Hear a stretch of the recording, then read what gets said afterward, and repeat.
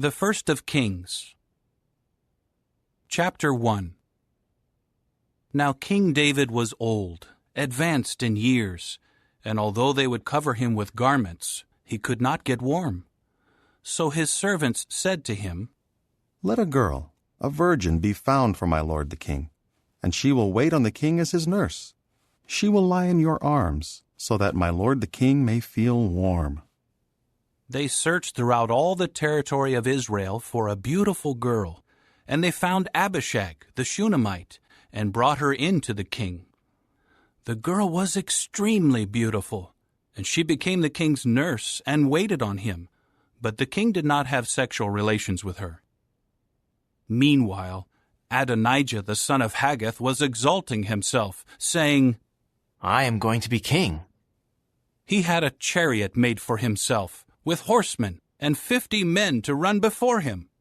But his father had never confronted him by saying, Why have you done this? He was also very handsome, and his mother had given birth to him after Absalom. He conferred with Joab the son of Zeruiah and Abiathar the priest, and they offered Adonijah help and support. But Zadok the priest, Benaiah the son of Jehoiada, Nathan the prophet, Shimei, Rei, and David's mighty warriors did not support Adonijah. Eventually Adonijah held a sacrifice of sheep, cattle, and fattened animals by the stone of Zoheleth, which is near En Rogel, and he invited all his brothers, the king's sons, and all the men of Judah, the king's servants. But he did not invite Nathan the prophet, Benaiah, and the mighty warriors, or Solomon his brother. Nathan then said to Bathsheba, Solomon's mother, Have you not heard that Adonijah, the son of Haggith, has become king, and our Lord David does not know anything about it? So now come, please, and let me advise you, so that you may save your own life and the life of your son Solomon.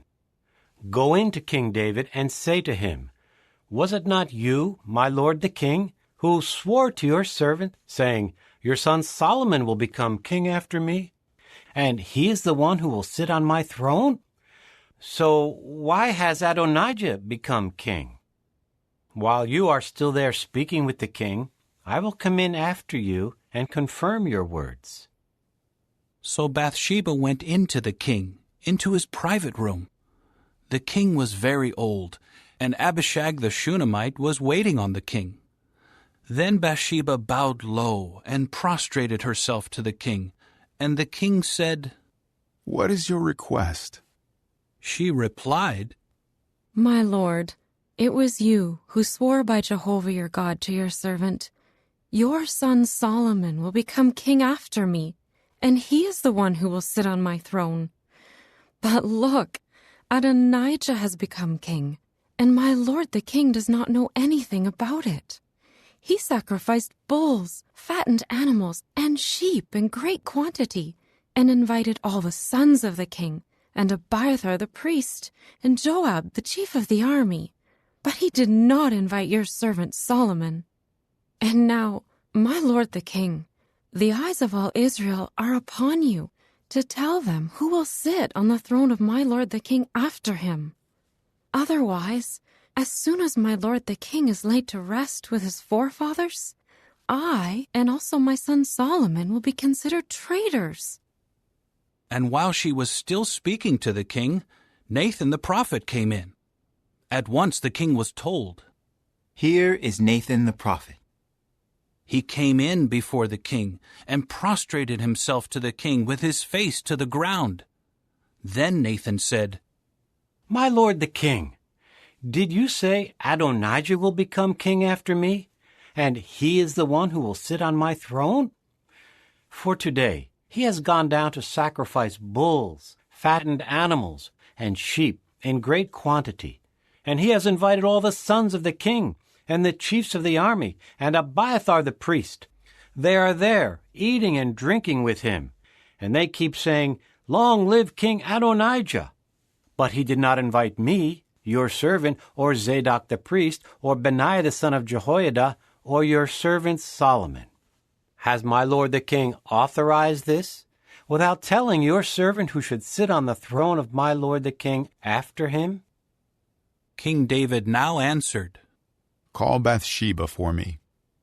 At that she came in and stood before the king. The king then swore an oath.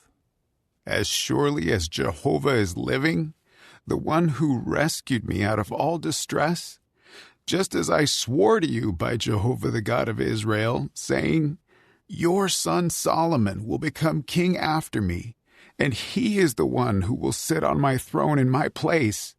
That is what I will bring about this day. Then Bathsheba bowed low with her face to the ground and prostrated herself to the king and said, May my lord King David live forever. Immediately King David said, Call for me Zadok the priest, Nathan the prophet, and Benaiah the son of Jehoiada. So they came in before the king. The king said to them, Take with you the servants of your lord, and have my son Solomon ride on my own mule, and lead him down to Gihon. Zadok the priest and Nathan the prophet will anoint him there as king over Israel. Then blow the horn and say, Long live King Solomon! Then follow him back, and he will come in and sit on my throne. And he will be king in my place, and I will commission him as leader over Israel and over Judah. At once Benaiah the son of Jehoiada said to the king, Amen. May Jehovah the God of my lord the king confirm it. Just as Jehovah was with my lord the king, so let him be with Solomon, and may he make his throne greater than the throne of my lord King David.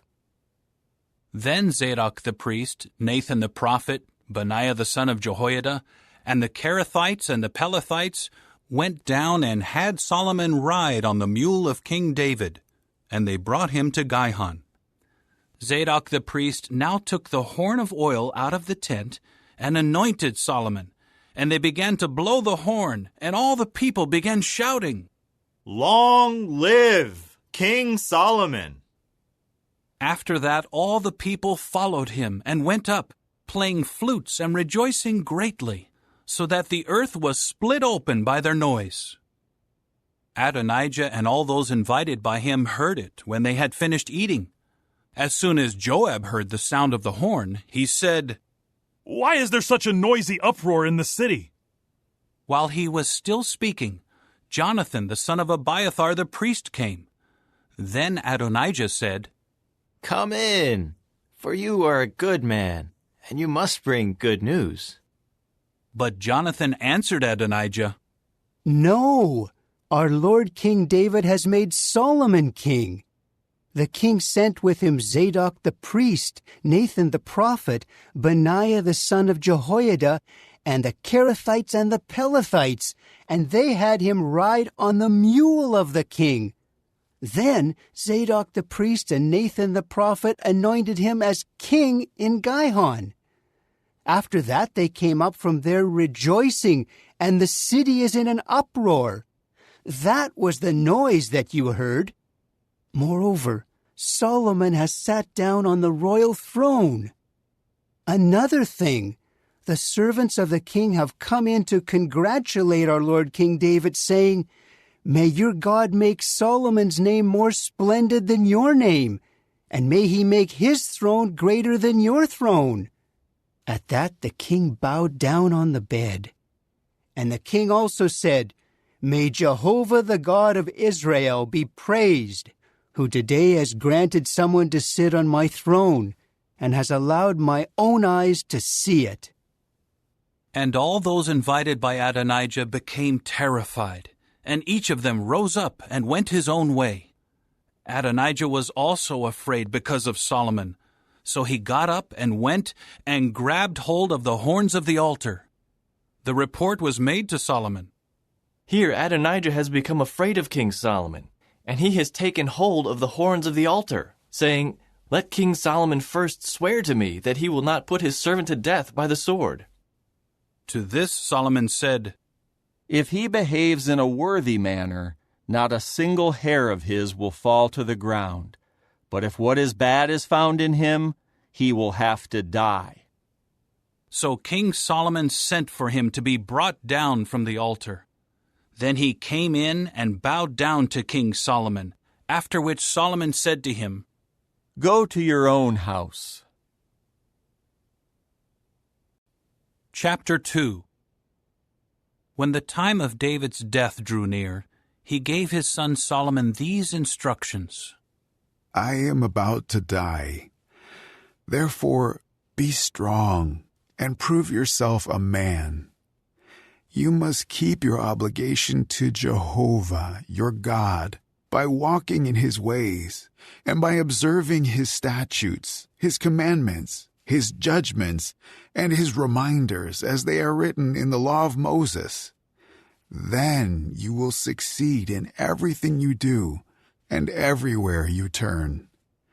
And Jehovah will carry out his promise that he made concerning me. If your sons pay attention to their way by walking faithfully before me with all their heart and soul, there will never fail to be a man of your line sitting on the throne of Israel. You also well know what Joab, the son of Zeruiah, did to me, what he did to 2 chiefs of the armies of Israel, Abner, the son of Ner, and Amasa, the son of Jether. He killed them, shedding the blood of war in peacetime, and he put the blood of war on the belt around his waist and on the sandals on his feet. You must act according to your wisdom, and not let his gray hairs go down in peace to the grave. But toward the sons of Barzillai the Gileadite, you should show loyal love, and they should be among those eating at your table, for that was how they stood by me when I ran away from your brother Absalom. There is also with you Shimei, the son of Gera the Benjaminite from Bahurim. He was the one who cursed me with a vicious curse on the day that I was going to Mahanaim. But when he came down to meet me at the Jordan, I swore to him by Jehovah, I will not put you to death by the sword. Now do not leave him unpunished, for you are a wise man, and you know what you should do to him. You must bring his gray hairs down to the grave with blood. Then David was laid to rest with his forefathers, and was buried in the city of David. The length of David's reign over Israel was 40 years. In Hebron he reigned for 7 years, and in Jerusalem he reigned for 33 years. Solomon then sat down on the throne of David his father, and gradually his kingship became firmly established.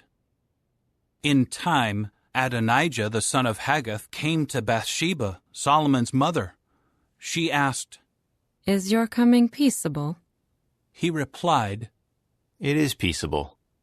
He then said, "I have something to say to you." So she said, "Speak." He continued, "You well know that the kingship was to become mine, and all Israel expected me to become king.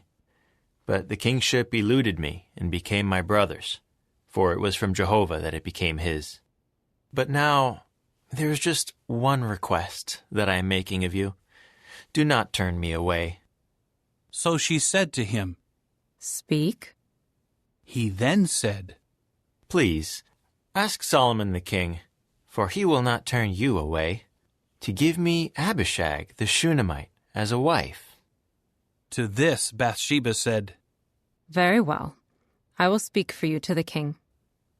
So Bathsheba went in to King Solomon to speak to him for Adonijah. At once the king rose to meet her and bowed down to her. Then he sat down on his throne, and had a throne set for the king's mother, so that she could sit at his right. She then said, "There is one small request that I am making of you. Do not turn me away."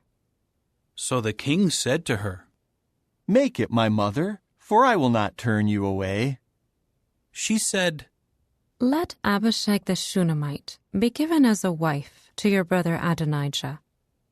At this, King Solomon answered his mother, Why are you requesting Abishag the Shunammite for Adonijah? You may as well request the kingship for him, for he is my older brother, and supporting him are Abiathar the priest and Joab the son of Zeruiah. With that, King Solomon swore by Jehovah, So may God do to me and add to it, if it was not at the cost of his own life that Adonijah made this request. And now, as surely as Jehovah is living, who has firmly established me and seated me on the throne of David my father, and who made a house for me, just as he promised, Adonijah will be put to death today. King Solomon immediately sent Benaiah the son of Jehoiada, who went out and struck Adonijah down, and he died. To Abiathar the priest the king said, Go to your fields in Anathoth. You deserve to die, but on this day I will not put you to death, because you carried the ark of the sovereign Lord Jehovah before David my father, and because you shared in all the hardships that my father suffered. So Solomon drove Abiathar out from serving as a priest of Jehovah, to fulfill Jehovah's word against the house of Eli in Shiloh. When the news reached Joab, for Joab had supported Adonijah, but he had not supported Absalom, Joab fled to the tent of Jehovah and grabbed hold of the horns of the altar. Then King Solomon was told, Joab has fled to the tent of Jehovah, and he is there beside the altar. So Solomon sent Benaiah the son of Jehoiada, saying, Go, strike him down. So Benaiah went to the tent of Jehovah and said to him, This is what the king says. Come out. But he said, No, I will die here. Benaiah brought word back to the king. This is what Joab said, and this is what he answered me. Then the king said to him, Do just as he said. Strike him down and bury him, and remove from me and from the house of my father the blood that Joab spilled without just cause. Jehovah will bring his blood back on his own head. For without my father David's knowledge, he struck down and killed with the sword 2 men more righteous and better than he was, Abner the son of Ner, the chief of the army of Israel, and Amasa the son of Jether, the chief of the army of Judah. Their blood will come back on the head of Joab, and on the head of his offspring forever. But for David, his offspring, his house, and his throne, may there be peace from Jehovah forever. Then Benaiah the son of Jehoiada went up and struck Joab down and put him to death, and he was buried at his own house in the wilderness. Then the king appointed Benaiah the son of Jehoiada over the army in his place, and the king appointed Zadok the priest in place of Abiathar. Then the king summoned Shimei and said to him, Build yourself a house in Jerusalem and live there. Do not go out from there to any other place. On the day you go out and cross the Kidron Valley, you can be sure that you will die. Your blood will be on your own head. Shimei replied to the king, What you have said is fair. Your servant will do just as my lord the king has said. So Shimei stayed in Jerusalem for many days. But at the end of 3 years, 2 of Shimei's slaves ran away to Achish, the son of Maacah, the king of Gath. When Shimei was told, Look, your slaves are in Gath. Shimei immediately saddled his donkey and went to see Achish in Gath to find his slaves. When Shimei returned from Gath with his slaves, Solomon was told, Shimei has gone out of Jerusalem to Gath and has returned.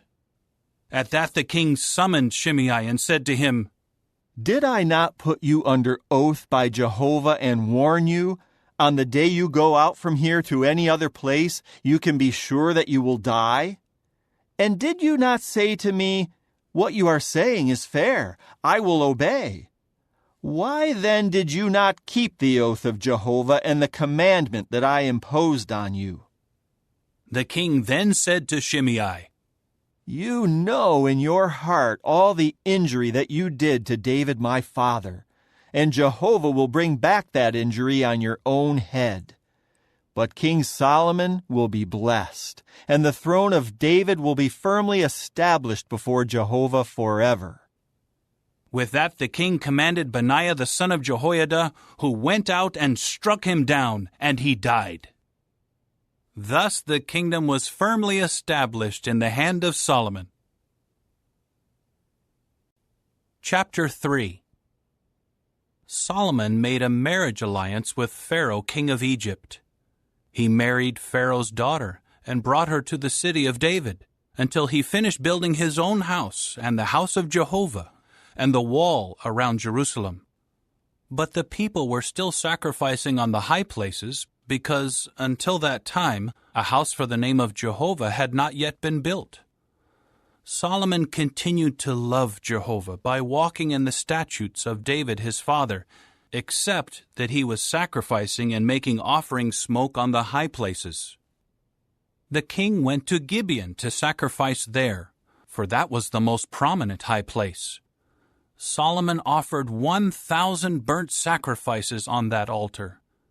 In Gibeon, Jehovah appeared to Solomon in a dream by night, and God said, Ask what you would like me to give you.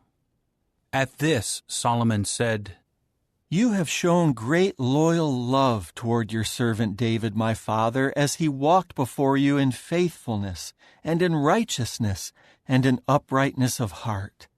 You have continued to show him this great loyal love down to this day, by giving him a son to sit on his throne. And now, Jehovah my God, you have made your servant king in the place of David my father, though I am just a youth, and I am inexperienced. Your servant is among your people whom you have chosen, a people so vast that they cannot be numbered or counted. So grant your servant an obedient heart to judge your people, to discern between good and bad, for who is able to judge this numerous people of yours? It was pleasing to Jehovah that Solomon had requested this.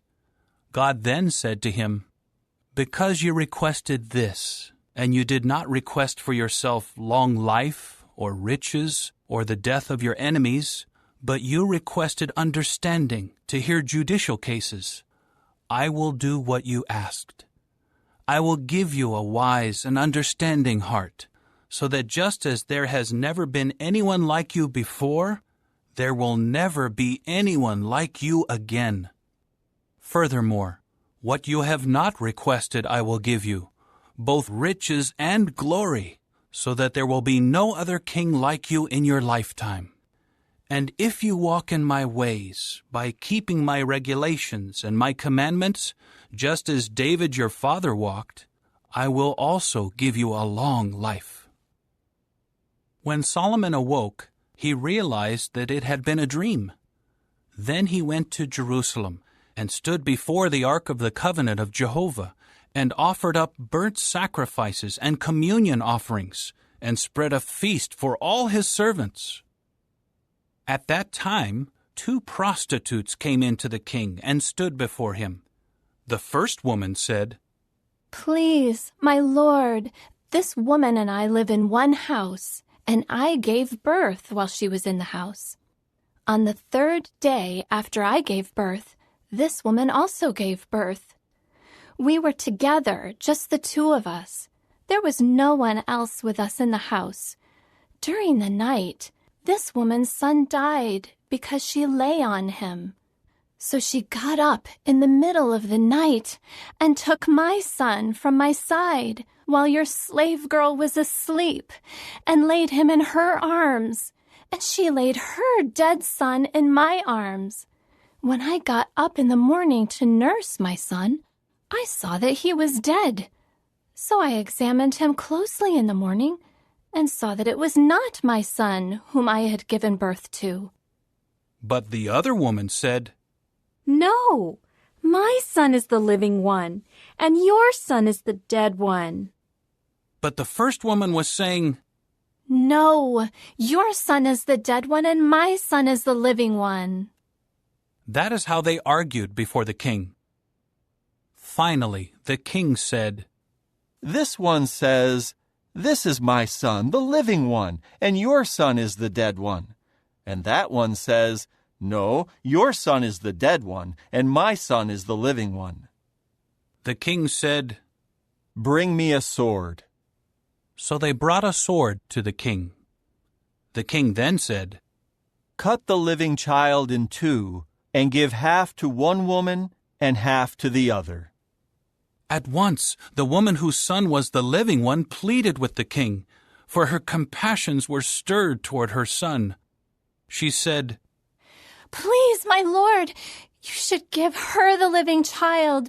By no means put him to death. But the other woman was saying, He will be neither mine nor yours. Let them cut him in two. At that the king answered, Give the living child to the first woman. By no means put him to death, for she is his mother. So all Israel heard about the judgment that the king had handed down, and they were in awe of the king, for they saw that the wisdom of God was with him to execute justice. Chapter 4. King Solomon ruled over all Israel. These were his high officials. Azariah the son of Zadok was the priest. Elihoreph and Ahijah the sons of Shisha were secretaries. Jehoshaphat the son of Ahilud was the recorder. Benaiah the son of Jehoiada was in charge of the army. Zadok and Abiathar were priests. Azariah the son of Nathan was over the deputies. Zabad the son of Nathan was a priest and the king's friend. Ahishar was over the household, and Adoniram the son of Abda was over those conscripted for forced labor. Solomon had 12 deputies in charge of all Israel, who provided the king and his household with food. Each one was responsible for providing the food for 1 month of the year. These were their names: the son of Hur, in the mountainous region of Ephraim; the son of Deker, in Makaz, Shaalbim, Bethshemesh, and Elon Bethhanan; the son of Hesed, in Arubboth. He had Soko and all the land of Hepher; the son of Abinadab, in all the slopes of Dor. Solomon's daughter Taphath became his wife. Baana the son of Ahilud, in Taanach, Megiddo, and all Bethshean, which is beside Zarathan, below Jezreel, from Bethshean to Abel-Meholah, to the region of Jokmeam. The son of Geber, in Ramoth-Gilead. He had the tent villages of Jair, the son of Manasseh, which are in Gilead. He also had the region of Argob, which is in Bashan, 60 large cities with walls and copper bars. Ahinadab, the son of Iddo, in Mahanaim. Ahimaaz, in Naphtali. He took Basemath, another of Solomon's daughters, as his wife. Baana, the son of Hushai, in Asher and Bealoth. Jehoshaphat, the son of Peruah, in Issachar. Shimei, the son of Elah, in Benjamin. Geber, the son of Uri, in the land of Gilead. The land of Sihon, king of the Amorites, and of Og, king of Bashan. There was also one deputy in charge of all these other deputies in the land. Judah and Israel were as numerous as the grains of sand by the sea. They were eating and drinking and rejoicing. Solomon ruled over all the kingdoms from the river to the land of the Philistines, and to the boundary of Egypt. They brought tribute and served Solomon all the days of his life. Solomon's food for each day was 30 quart measures of fine flour and 60 quart measures of flour, 10 fattened cattle, 20 pastured cattle, and 100 sheep, besides some stags, gazelles, roebucks, and fattened cuckoos. For he controlled everything this side of the river, from Tiphsah to Gaza, including all the kings on this side of the river, and he enjoyed peace in every region all around him. Judah and Israel lived in security, everyone under his own vine and under his own fig tree, from Dan to Beersheba, all the days of Solomon. And Solomon had 4,000 stalls of horses for his chariots, and 12,000 horses. These deputies supplied food to King Solomon and to everyone who ate at the table of King Solomon. Each was responsible for his month and saw to it that nothing was lacking. They also brought barley and straw wherever it was needed for the horses and for the teams of horses, each according to his quota. And God gave Solomon wisdom and discernment in very great measure, and a broadness of heart like the sand on the seashore. Solomon's wisdom surpassed the wisdom of all the people of the East and all the wisdom of Egypt. He was wiser than any other man, wiser than Ethan the Ezrahite, and Heman, Calcol, and Darda, the sons of Mahol. His fame spread among all the surrounding nations. He composed 3,000 proverbs, and his songs numbered 1,005. He would speak about the trees, from the cedar in Lebanon to the hyssop that grows on the wall. He would speak about the animals, the birds, the creeping things, and the fish. People from all the nations came to hear Solomon's wisdom, including kings from all over the earth who had heard about his wisdom. Chapter 5. When Hiram, the king of Tyre, heard that Solomon had been anointed as king in place of his father, he sent his servants to Solomon, for Hiram had always been a friend of David's. In turn, Solomon sent word to Hiram, "You well know that David my father was not able to build a house for the name of Jehovah his God because of the wars waged against him from every side, until Jehovah put his enemies under the soles of his feet. But now Jehovah my God has given me rest on all sides. There is no one opposing me, and nothing bad happening. So I intend to build a house for the name of Jehovah my God, just as Jehovah promised to David my father, saying, 'Your son, whom I will put on your throne in your place, he is the one who will build the house for my name.' Now command your people to cut cedars of Lebanon for me. My servants will work with your servants, and I will pay the wages of your servants according to the rate you set. For you are aware that not one of us knows how to cut trees like the Sidonians." When Hiram heard Solomon's words, he rejoiced greatly and said, "May Jehovah be praised today, for he has given David a wise son over this great people." So Hiram sent word to Solomon, "I have heard the message you sent to me. I will do all you desire in providing the cedar and juniper timbers. My servants will bring them down from Lebanon to the sea, and I will make them into log rafts to go by sea to the place that you designate to me. I will have them broken up there, and you can carry them away. In exchange, you will provide the food that I request for my household." So Hiram supplied all the timbers of cedar and juniper that Solomon desired. And Solomon gave Hiram 20,000 core measures of wheat as food supplies for his household, and 20 core measures of very fine olive oil. That was what Solomon gave Hiram year after year. And Jehovah gave Solomon wisdom, just as he had promised him. And there was peace between Hiram and Solomon, and the two of them made a treaty. King Solomon conscripted men for forced labor out of all Israel. 30,000 men were conscripted. He would send them to Lebanon in shifts of 10,000 each month. They would spend a month in Lebanon and 2 months at their homes, and Adoniram was over those conscripted for forced labor. Solomon had 70,000 common laborers and 80,000 stonecutters in the mountains, as well as Solomon's 3,300 princely deputies, who served as foremen to supervise the workmen. At the king's order, they quarried large stones, expensive stones, to lay the foundation of the house with hewn stones. So Solomon's builders and Hiram's builders and the Gibeonites did the cutting, and they prepared the timbers and the stones to build the house. Chapter 6. In the 480th year after the Israelites came out of the land of Egypt, in the 4th year after Solomon became king over Israel, in the month of Ziv, that is, the 2nd month, he began to build the house of Jehovah.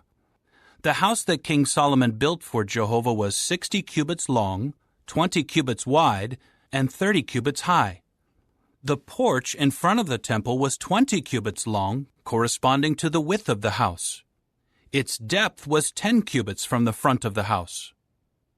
He made windows of narrowing frames for the house. Further, he built a side structure against the wall of the house. It went around the walls of the house, those of the temple and the innermost room, and he made side chambers all around.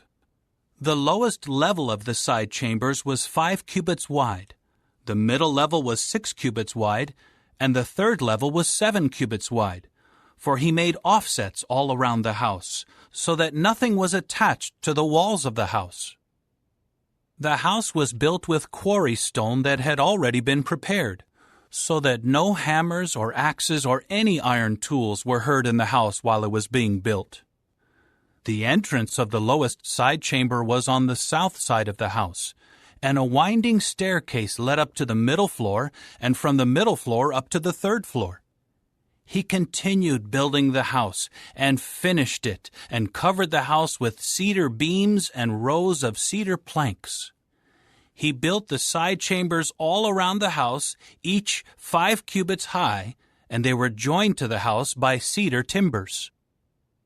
Meanwhile, the word of Jehovah came to Solomon, saying, "As for this house that you are building, if you walk in my statutes, and carry out my judgments, and observe all my commandments by walking in them, I will also carry out with you my promise that I made to David your father, and I will reside in the midst of the Israelites, and I will not forsake my people Israel." Solomon continued building the house to finish it. He built the inside walls of the house with cedar boards. He paneled the inside walls with timber from the floor of the house up to the rafters of the ceiling, and he overlaid the floor of the house with juniper boards. And he built a section of 20 cubits at the rear of the house with cedar boards, from the floor up to the rafters. And he built inside of it the innermost room, the most holy. And the temple, the part of the house in front of it, was 40 cubits. The cedar inside the house was carved with gourds and flowers in bloom. All of it was cedar. No stone was seen. And he prepared the innermost room inside the house to put there the ark of the covenant of Jehovah. The innermost room was 20 cubits long, 20 cubits wide, and 20 cubits high, and he overlaid it with pure gold. He overlaid the altar with cedar. Solomon overlaid the interior of the house with pure gold, and he stretched gold chains in front of the innermost room, which was overlaid with gold. He overlaid the whole house with gold until all the house was completed. He also overlaid with gold the entire altar near the innermost room. In the innermost room he made 2 cherubs of pine wood, each 10 cubits high. One wing of the cherub measured 5 cubits, and the other wing was 5 cubits. From the tip of one wing to the tip of the other wing was 10 cubits. The second cherub was also 10 cubits.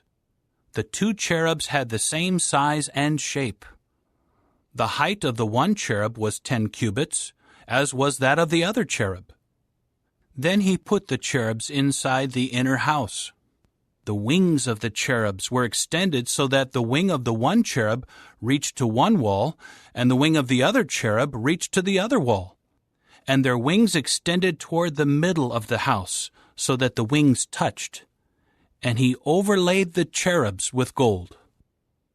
And on all the walls of the house, all around both the inner and outer rooms, he carved figures of cherubs, palm trees, and flowers in bloom. He overlaid the floor of the house with gold in the inner and outer rooms. And for the entrance of the innermost room, he made doors of pine wood, side pillars, and doorposts as a fifth part. The 2 doors were of pine wood, and he carved on them cherubs, palm trees, and flowers in bloom, and he overlaid them with gold. And he hammered the gold down over the cherubs and the palm trees. For the entrance of the temple, that was how he made the doorposts of pine wood, belonging to a 4th part. And he made 2 doors of juniper wood. The one door had 2 leaves that turned on pivots, and the other door had 2 leaves that turned on pivots. He carved cherubs, palm trees, and flowers in bloom, and overlaid gold foil on the carvings. He built the inner courtyard with 3 rows of hewn stone and a row of cedar beams. In the 4th year, in the month of Ziv, the house of Jehovah had its foundation laid. And in the 11th year, in the month of Bul, that is the 8th month, the house was finished in all its details and according to its plan. So he spent 7 years building it. Chapter 7. And it took Solomon 13 years to build his own house, until his whole house was completed. And he built the house of the forest of Lebanon, 100 cubits long, 50 cubits wide, and 30 cubits high on 4 rows of cedar pillars, and there were cedar beams on the pillars. It was paneled above with cedar on the girders that rested on the pillars. They numbered 45, with 15 to a row. There were 3 rows of framed windows, and each window was opposite another window in 3 tiers. All the entrances and the doorposts had square frames, as did the front of the windows that were opposite each other in 3 tiers. And he built the hall of pillars, 50 cubits long and 30 cubits wide, and there was a porch in front of it, with pillars and a canopy. He also built the hall of the throne where he would judge, the hall of judgment, and they paneled it with cedar from the floor to the rafters. The house where he was to live, at the other courtyard, was set back from the hall, and it was similar in workmanship. He also built a house similar to this hall for Pharaoh's daughter, whom Solomon had taken as a wife. All of these were made of expensive stones, hewn according to measure, trimmed with stone saws inside and out, from the foundation up to the coping, and outside as far as the great courtyard. And the foundation was laid with very large expensive stones. Some stones measured 10 cubits, and other stones 8 cubits. And above these were expensive stones hewn according to measure, as well as cedar. Around the great courtyard were 3 rows of hewn stone and a row of cedar beams, like that for the inner courtyard of the house of Jehovah and the porch of the house. King Solomon sent for Hiram and brought him from Tyre. He was the son of a widow from the tribe of Naphtali, and his father was a Tyrian coppersmith, and he had great skill, understanding, and experience for all kinds of work in copper. So he came to King Solomon and did all his work. He cast the 2 pillars of copper. Each pillar was 18 cubits high, and it took a measuring cord 12 cubits long to encircle each of the 2 pillars. And he made 2 capitals cast in copper to put on the tops of the pillars. One capital was 5 cubits high, and the other capital was 5 cubits high. The capital on top of each pillar had mesh network with wreathed chains, 7 for the one capital and 7 for the other capital.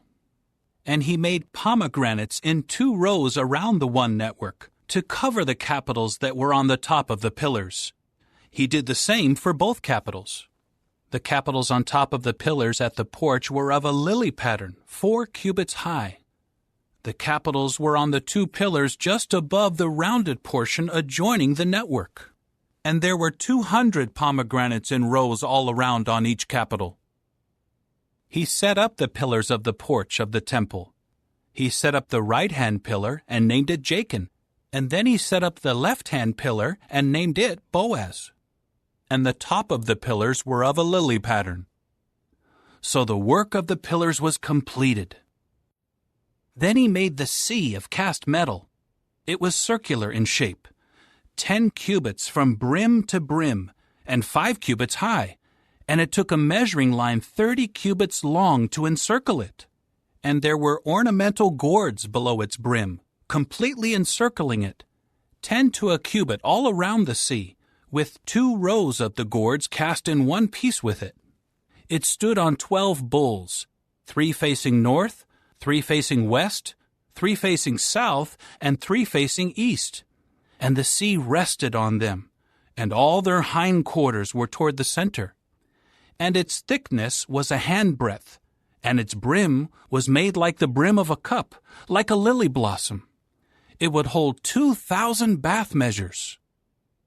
Then he made the 10 carriages of copper. Each carriage was 4 cubits long, 4 cubits wide, and 3 cubits high. And this was how the carriages were constructed.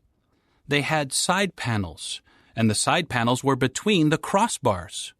And on the side panels between the crossbars were lions, bulls, and cherubs, and the same design was on the crossbars. Above and beneath the lions and the bulls were wreaths in relief. And each carriage had 4 copper wheels and copper axles, and its 4 corner pieces served as supports for them. Beneath the basin were the supports, cast with wreaths at the side of each. Its opening was inside the crown, extending upward 1 cubit, and its opening was round, making up a stand of 1.5 cubits, and on its mouth were engravings, and their side panels were square, not round. The 4 wheels were below the side panels, and the supports of the wheels were attached to the carriage, and the height of each wheel was 1.5 cubits. And the wheels were made like chariot wheels. Their supports, rims, spokes, and hubs were all of cast metal. There were 4 supports on the 4 corners of each carriage. Its supports were cast as part of the carriage.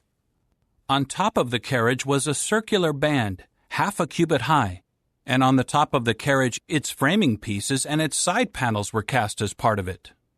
On the surfaces of its framing pieces and on its side panels he engraved cherubs, lions, and palm trees, according to the amount of space on each, with wreaths all around.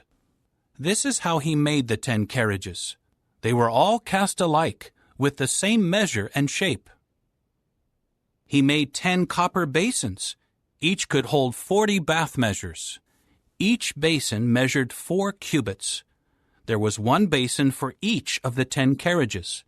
Then he put 5 carriages on the right side of the house, and 5 on the left side of the house, and he placed the sea on the right side of the house toward the southeast. Hiram also made the basins, the shovels, and the bowls. So Hiram finished all the work that he did for King Solomon on the house of Jehovah. The 2 pillars and the bowl-shaped capitals that were on top of the 2 pillars, the 2 networks to cover the 2 bowl-shaped capitals that were on top of the pillars, the 400 pomegranates for the 2 networks, 2 rows of pomegranates for each network, to cover the 2 bowl-shaped capitals that were on the 2 pillars, the 10 carriages and the 10 basins on the carriages, the sea and the 12 bowls beneath the sea, and the cans, the shovels, the bowls, and all the utensils which Hiram made of polished copper for King Solomon for the house of Jehovah.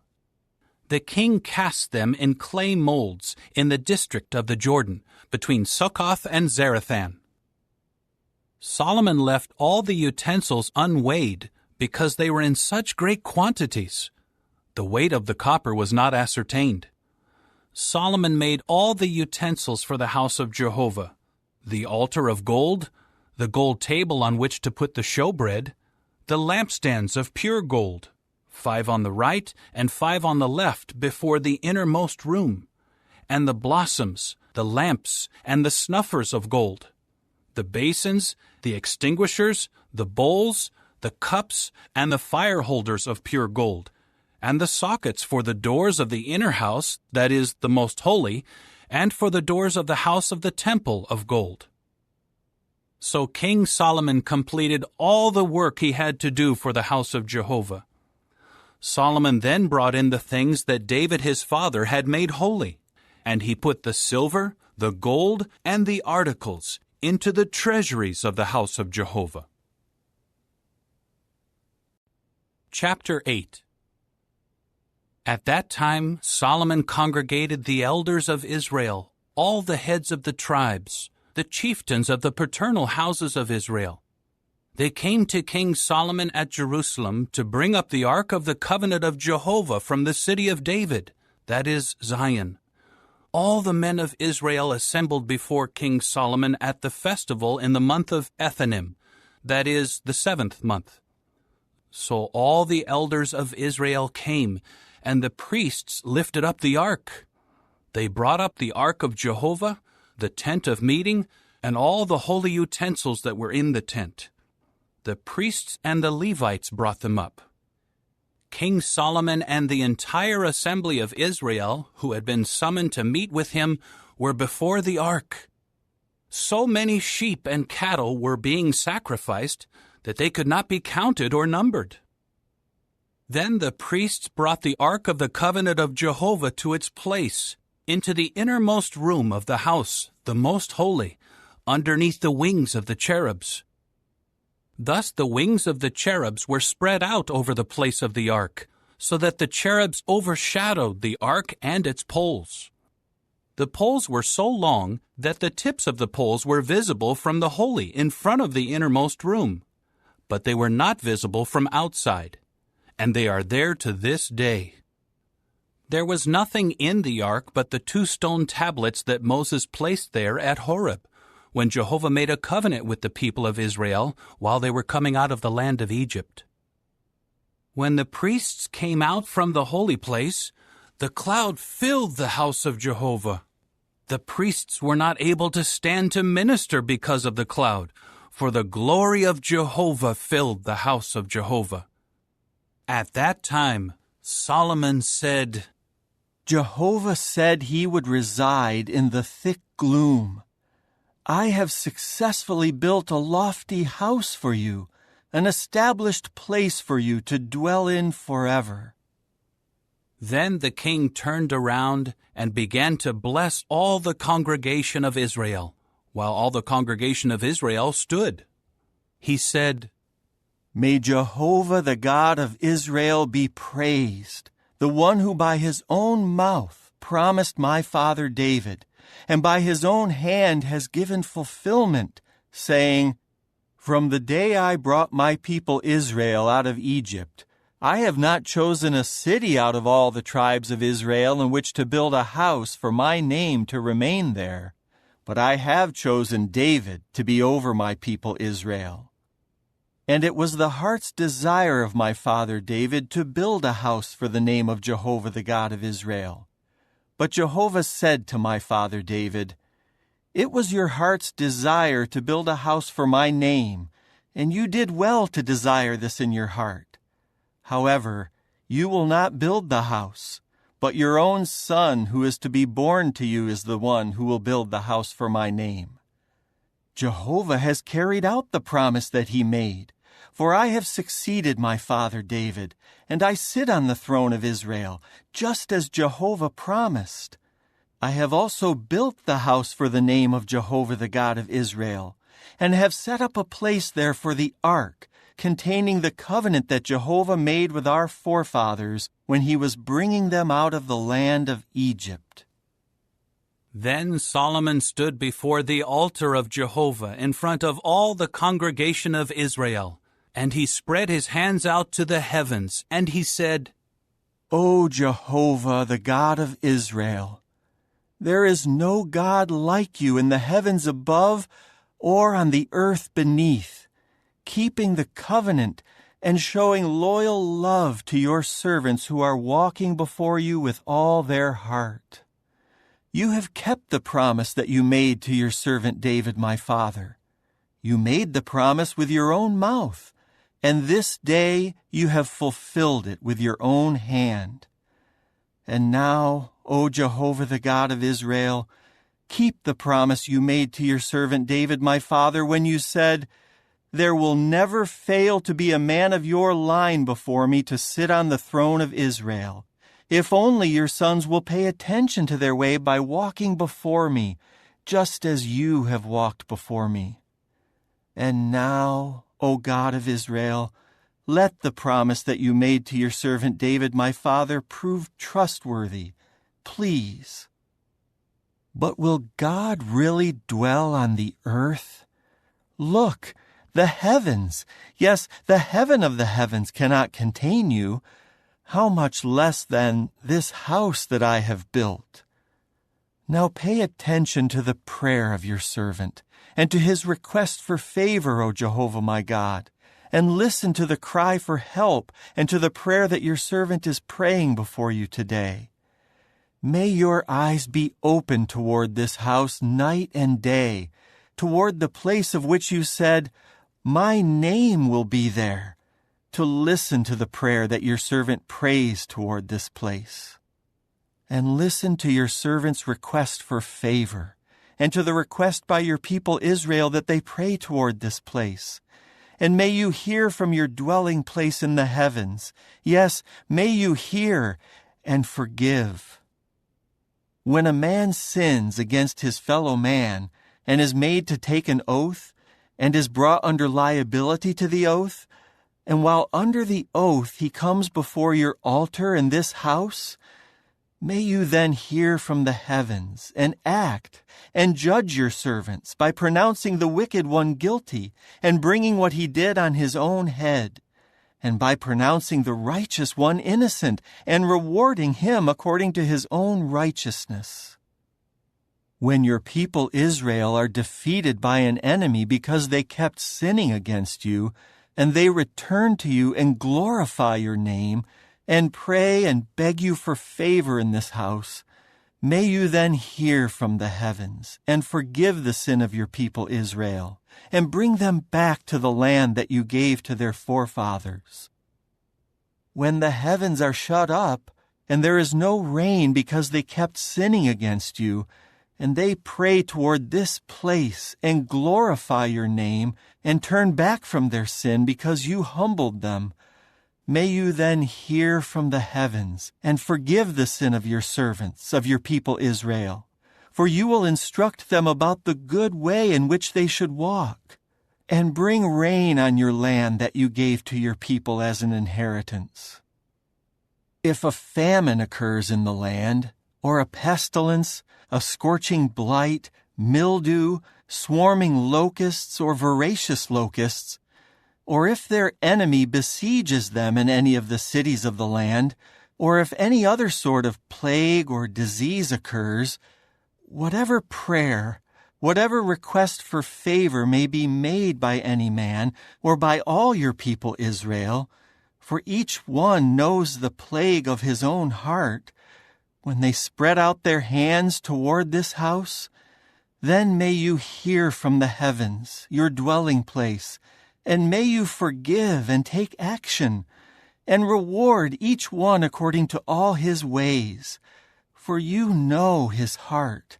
You alone truly know every human heart, so that they may fear you all the days they live on the land that you gave to our forefathers. Also concerning the foreigner who is not part of your people Israel, and who comes from a distant land because of your name, for they will hear about your great name and your mighty hand and your outstretched arm, and he comes and prays toward this house, may you then listen from the heavens, your dwelling place, and do all that the foreigner asks of you, so that all the peoples of the earth may know your name and fear you, as your people Israel do, and may know that your name has been called on this house that I have built. If your people go to war against their enemy in the way that you send them, and they pray to Jehovah in the direction of the city that you have chosen, and toward the house that I have built for your name, then hear from the heavens their prayer and their request for favor, and execute judgment for them. If they sin against you, for there is no man who does not sin, and you are furious with them, and you abandon them to an enemy, and their captors carry them off captive to the land of the enemy, far or near, and they come to their senses in the land where they were carried off captive, and they return to you and beg you for favor in the land of their captors, saying, "We have sinned and done wrong. We have acted wickedly." And they return to you with all their heart and all their soul in the land of their enemies who carried them off captive, and they pray to you in the direction of their land that you gave to their forefathers, and of the city that you have chosen, and the house that I have built for your name, then hear from the heavens, your dwelling place, their prayer and their request for favor, and execute judgment for them, and forgive your people who have sinned against you, forgiving all their transgressions they committed against you. You will make them objects of pity before their captors, and they will pity them, for they are your people and your inheritance, whom you brought out of Egypt, from inside the iron-smelting furnace. May your eyes be open to your servant's request for favor, and to the request for favor by your people Israel, by listening whenever they call to you. For you set them apart as your inheritance out of all the peoples of the earth, just as you declared through Moses your servant when you were bringing our forefathers out of Egypt, O sovereign Lord Jehovah. And as soon as Solomon finished offering to Jehovah this entire prayer and request for favor, he rose up from before the altar of Jehovah, where he had been kneeling with his hands spread out to the heavens. He then stood and blessed all the congregation of Israel with a loud voice, saying, "Praised be Jehovah, who has given a resting place to his people Israel, just as he promised. Not one word of all his good promise that he made through Moses his servant has failed. May Jehovah our God be with us, just as he was with our forefathers. May he not abandon us, nor forsake us. May he draw our heart toward himself, to walk in all his ways, and to keep his commandments, his regulations, and his judgments, which he commanded our forefathers to observe. And may these words of mine, with which I have begged Jehovah for favor, be near to Jehovah our God by day and night, that he may execute judgment for his servant and for his people Israel as each day requires, so that all the peoples of the earth may know that Jehovah is the true God. There is no other. So let your heart be complete with Jehovah our God by walking in his regulations and by keeping his commandments as on this day." Now the king and all Israel with him offered a grand sacrifice before Jehovah. Solomon offered the communion sacrifices to Jehovah. He offered 22,000 cattle and 120,000 sheep. Thus the king and all the Israelites inaugurated the house of Jehovah. On that day the king had to sanctify the middle of the courtyard that is before the house of Jehovah, for there he had to offer up the burnt sacrifices, the grain offerings, and the fat pieces of the communion sacrifices, because the copper altar that is before Jehovah was too small to contain the burnt sacrifices, the grain offerings, and the fat pieces of the communion sacrifices. At that time Solomon held the festival together with all Israel, a great congregation from Lebo-Hamath down to the Wadi of Egypt, before Jehovah our God for 7 days, and then another 7 days, 14 days in all. On the following day he sent the people away, and they blessed the king, and went to their homes rejoicing and feeling glad of heart over all the goodness that Jehovah had shown to David his servant, and Israel his people. Chapter 9. As soon as Solomon had finished building the house of Jehovah, the house of the king, and everything Solomon desired to make, Jehovah appeared to Solomon a second time, just as he had appeared to him in Gibeon. Jehovah said to him, I have heard your prayer and your request for favor that you made before me. I have sanctified this house that you built by permanently putting my name there, and my eyes and my heart will always be there. And you, if you walk before me as your father David walked, with integrity of heart and with uprightness, by doing everything I have commanded you, and you obey my regulations and my judgments, then I will establish the throne of your kingdom over Israel forever, just as I promised your father David, saying, There will never fail to be a man of your line sitting on the throne of Israel. But if you and your sons turn away from following me, and do not keep my commandments and my statutes that I have put before you, and you go and serve other gods and bow down to them, I will cut Israel off from the surface of the land that I have given to them, and the house that I have sanctified for my name I will cast out of my sight, and Israel will become an object of scorn, and a cause for ridicule among all the peoples. And this house will become heaps of ruins. Everyone passing by it will stare in amazement and will whistle and say, Why did Jehovah do that to this land and this house? Then they will say, It was because they abandoned Jehovah their God, who had brought their forefathers out of the land of Egypt, and they embraced other gods and bowed down to them and served them. That is why Jehovah brought all this calamity on them.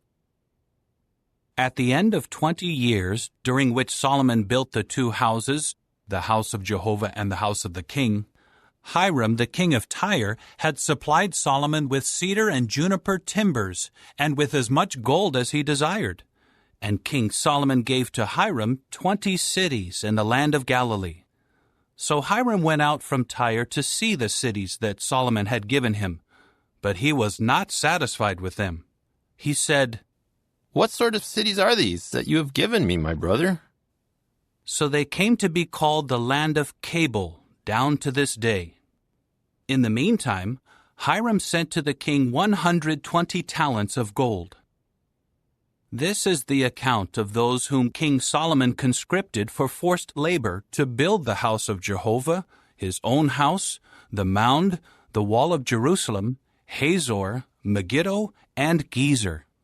Pharaoh, king of Egypt, had come up and captured Gezer and had burned it with fire, and he had also killed the Canaanites dwelling in the city. So he gave it as a parting gift to his daughter, the wife of Solomon. Solomon built up Gezer, Lower Beth-horon, Baalath, and Tamar in the wilderness within the land, as well as all of Solomon's storage cities, the chariot cities, the cities for the horsemen, and whatever Solomon desired to build in Jerusalem, in Lebanon, and in all the land of his dominion. As for all the people who were left, from the Amorites, the Hittites, the Perizzites, the Hivites, and the Jebusites, who were not part of the people of Israel, their descendants who were left in the land, those whom the Israelites had been unable to devote to destruction, were conscripted by Solomon for forced labor as slaves until this day. But Solomon did not make any of the Israelites slaves, for they were his warriors, servants, princes, adjutants, and the chiefs of his charioteers and horsemen. There were 550 chiefs of the deputies who were over the work of Solomon, the foremen over the people who were doing the work. But Pharaoh's daughter came up from the city of David to her own house that he had built for her. Then he built the mound. 3 times a year Solomon offered up burnt sacrifices and communion sacrifices on the altar that he had built for Jehovah, also making sacrificial smoke on the altar which was before Jehovah. So he completed the house.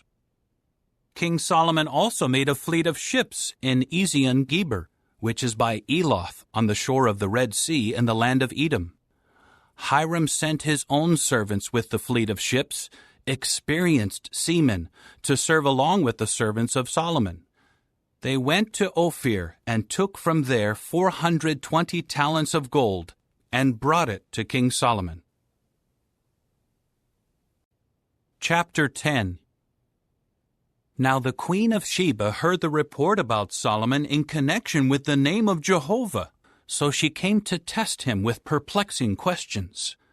She arrived in Jerusalem with a very impressive entourage, with camels carrying balsam oil and great quantities of gold and precious stones. She went in to Solomon and spoke to him about everything that was close to her heart. Solomon then answered all her questions. There was nothing too difficult for the king to explain to her. When the queen of Sheba had seen all the wisdom of Solomon, the house that he built, the food of his table, the seating of his servants, the table service of his waiters and their attire, his cupbearers, and his burnt sacrifices that he regularly offered up at the house of Jehovah, she was left completely breathless. So she said to the king, "The report that I heard in my own land about your achievements and about your wisdom was true. But I did not put faith in the reports until I had come and had seen it with my own eyes. And look, I had not been told the half. You have far surpassed in wisdom and prosperity the report that I heard. Happy are your men, and happy are your servants who stand before you constantly, listening to your wisdom. May Jehovah your God be praised, who has taken pleasure in you by putting you on the throne of Israel. Because of Jehovah's everlasting love for Israel, he appointed you as king to administer justice and righteousness." Then she gave the king 120 talents of gold and a great amount of balsam oil and precious stones. Never again was such a quantity of balsam oil brought in as what the queen of Sheba gave to King Solomon. Hiram's fleet of ships that carried gold from Ophir also brought from Ophir algum timbers in very great quantity and precious stones. The king made from the algum timbers supports for the house of Jehovah and for the king's house, as well as harps and stringed instruments for the singers. Such algum timbers have never again been brought in or seen down to this day. King Solomon also gave the queen of Sheba whatever she desired and asked for, in addition to what he gave her out of his own generosity. After that, she left and returned to her own land together with her servants. And the weight of the gold that came to Solomon in 1 year amounted to 666 talents of gold, besides that from the merchants and the profit from the traders and from all the kings of the Arabs and the governors of the land. King Solomon made 200 large shields of alloyed gold. 600 shekels of gold went on each shield, and 300 bucklers of alloyed gold. 3 minas of gold went on each buckler. Then the king put them in the house of the forest of Lebanon. The king also made a great ivory throne and overlaid it with refined gold. There were 6 steps to the throne, and the throne had a round canopy behind it, and there were armrests on both sides of the seat, and 2 lions were standing beside the armrests. And there were 12 lions standing on the 6 steps, one at each end of the 6 steps. No other kingdom had made anything like it. All the drinking vessels of King Solomon were of gold, and all the utensils of the house of the forest of Lebanon were of pure gold. There was nothing made of silver, for silver was considered as nothing in the days of Solomon. For the king had a fleet of ships of Tarshish on the sea, along with Hiram's fleet. Once every 3 years, the fleet of ships of Tarshish would come loaded with gold and silver, ivory, apes, and peacocks. So King Solomon was greater than all the other kings of the earth in riches and wisdom. And people of all the earth sought an audience with Solomon to hear his wisdom that God had put in his heart. They would each bring a gift: articles of silver, articles of gold, garments, armor, balsam oil, horses, and mules. And this continued year after year. And Solomon kept accumulating chariots and horses. He had 1,400 chariots and 12,000 horses. And he kept them stationed in the chariot cities and close by the king in Jerusalem. The king made the silver in Jerusalem as plentiful as the stones, and cedar wood as plentiful as the sycamore trees in the Shephelah. The horses of Solomon had been imported from Egypt, and the company of the king's merchants would obtain the horses in droves for one price. Each chariot imported from Egypt cost 600 silver pieces, and a horse cost 150. In turn, they would export them to all the kings of the Hittites and the kings of Syria. Chapter 11. But King Solomon loved many foreign women besides the daughter of Pharaoh: Moabite, Ammonite, Edomite, Sidonian, and Hittite women. They were from the nations about whom Jehovah had said to the Israelites, "You must not go in among them, and they should not come in among you, for they will surely incline your heart to follow their gods." But Solomon clung to them and loved them. And he had 700 wives who were princesses, and 300 concubines, and his wives gradually inclined his heart. In Solomon's old age, his wives inclined his heart to follow other gods, and his heart was not complete with Jehovah his God, like the heart of David his father. And Solomon followed after Ashtoreth, the goddess of the Sidonians, and Milcom, the disgusting god of the Ammonites. And Solomon did what was bad in the eyes of Jehovah, and he did not follow Jehovah completely as David his father had done. It was then that Solomon built a high place to Chemosh, the disgusting god of Moab, on the mountain in front of Jerusalem, and to Molech, the disgusting god of the Ammonites. That was what he did for all his foreign wives who were making sacrificial smoke and sacrificing to their gods. Jehovah became furious at Solomon because his heart had inclined away from Jehovah the God of Israel, who had appeared to him twice and had warned him about this very thing, that he should not go after other gods. But he did not obey what Jehovah had commanded.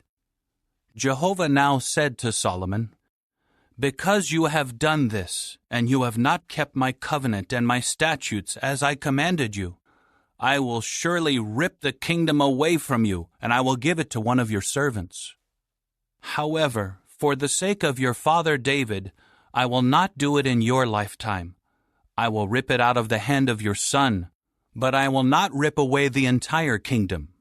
One tribe I will give to your son, for the sake of David my servant, and for the sake of Jerusalem, which I have chosen." Jehovah then raised up a resistor against Solomon, Hadad the Edomite, of the royal family of Edom. When David defeated Edom, Joab, the chief of the army, went up to bury the slain, and he tried to strike down every male in Edom. For Joab and all Israel stayed there for 6 months until he had done away with every male in Edom. But Hadad fled with some of his father's Edomite servants, and they went to Egypt. Hadad was then a young boy. So they set out from Midian and came to Paran. They took men with them from Paran and came to Egypt, to Pharaoh, king of Egypt, who gave him a house, assigned him a food allowance, and gave him land. Hadad found favor in the eyes of Pharaoh, so much so that he gave him in marriage the sister of his own wife, Tahpenes the queen.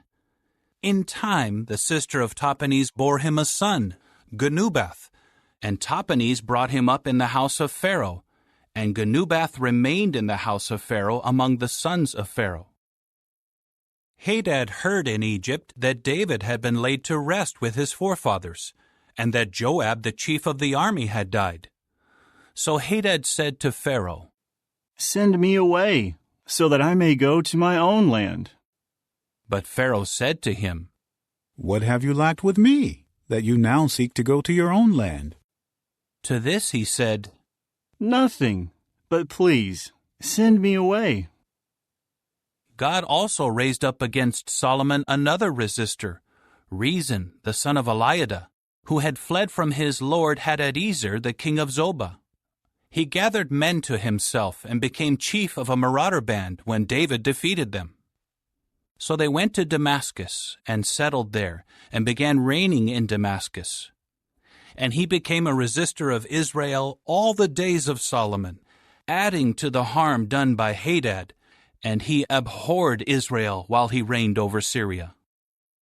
And there was Jeroboam the son of Nebat, an Ephraimite from Zeradah, a servant of Solomon's, whose mother's name was Zeruiah, a widow. He too began to rebel against the king. This is why he rebelled against the king. Solomon had built the mound and had closed up the gap of the city of David his father. Now this Jeroboam was a capable man. When Solomon saw that the young man was a hard worker, he made him overseer over all the compulsory service of the house of Joseph. During that time Jeroboam went out from Jerusalem, and the prophet Ahijah the Shilonite found him on the road. Ahijah was wearing a new garment, and the two of them were by themselves in the field. Ahijah took hold of the new garment he was wearing and ripped it into 12 pieces. Then he said to Jeroboam, "Take 10 pieces for yourself, for this is what Jehovah the God of Israel says. Here I am ripping the kingdom out of the hand of Solomon, and I will give you 10 tribes. But 1 tribe will remain his, for the sake of my servant David, and for the sake of Jerusalem, the city I have chosen out of all the tribes of Israel. I will do this because they have left me, and are bowing down to Ashtoreth, the goddess of the Sidonians, to Chemosh, the god of Moab, and to Milcom, the god of the Ammonites. And they have not walked in my ways, by doing what is right in my eyes, and observing my statutes and my judgments, as his father David did. But I will not take the entire kingdom out of his hand, and I will keep him as a chieftain for all the days of his life, for the sake of David my servant whom I chose, because he obeyed my commandments and my statutes. But I will take the kingship out of the hand of his son, and give it to you, that is, 10 tribes. To his son I will give 1 tribe, so that David my servant may always have a lamp before me in Jerusalem, the city that I have chosen for myself as the place to put my name. I will take you, and you will reign over all that you desire, and you will become king over Israel. And if you obey all that I command you, and walk in my ways, and do what is right in my eyes by obeying my statutes and my commandments, just as David my servant did, I will also be with you. I will build you a lasting house, just as I have built for David, and I will give you Israel. And I will humiliate the offspring of David because of this, but not always." So Solomon tried to put Jeroboam to death, but Jeroboam fled to Egypt, to Shishak, the king of Egypt, and he remained in Egypt until Solomon's death.